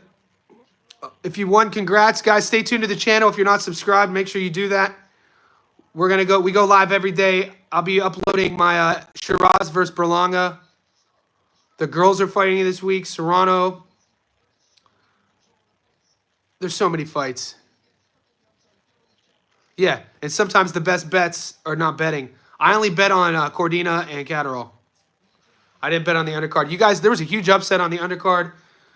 William Crolla was $1.04, and he lost. So if you guys are betting on those fights, if you picked the upset, congrats. Hopefully you didn't ruin a parlay because of that. We're waiting on the plumber. We're waiting on the scorecards. The fight got stopped after the 6th due to a head clash. They're going to the scorecards, adding it up. Yeah, we'll see what happens. I have Catterall by decision. They better go to Here we go. After 4 rounds, they go to the cards. I know Eubank would want a rematch. I don't think Catterall would want. I mean, I had Catterall winning this fight easy. I don't know why Eubank thinks he got it.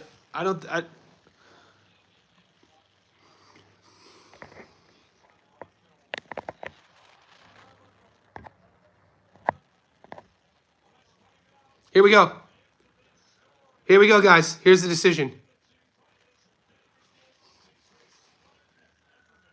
I gave 1 round to Eubank, 2, maybe 2. Both guys have nasty cuts.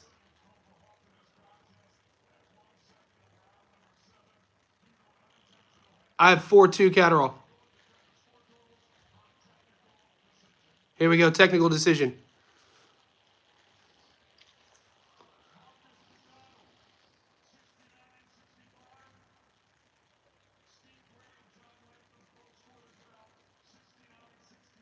Yeah.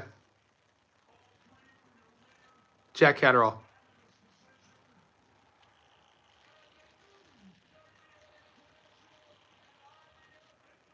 Jack Catterall. Yeah. No, it's not a draw. Catterall won. Catterall won every round. I had it maybe 4-2. I told you, boys. I told you, guys. You know when we win? When you win, you act like you know everything. I told you, motherfucker. I told you he's going to win. No, it was a good fight. I know a lot of you guys were picking Harlem. I just feel like more than... they're not going to... I don't think they're going to do a rematch here. We up, though. We up. Bang, ba, ba. We up. We up. It was a solid win, guys. It came down to classic. It came down to, like, levels. World class. It came down to levels. Eubank, I kind of feel bad for Eubank. I mean, he kind of got, I don't want to say exposed, but no, it's not a no contest. Dude, after 4 rounds due to cuts, you go to the scorecards. Yeah, Chris Haynes, athlete versus boxer, 100%.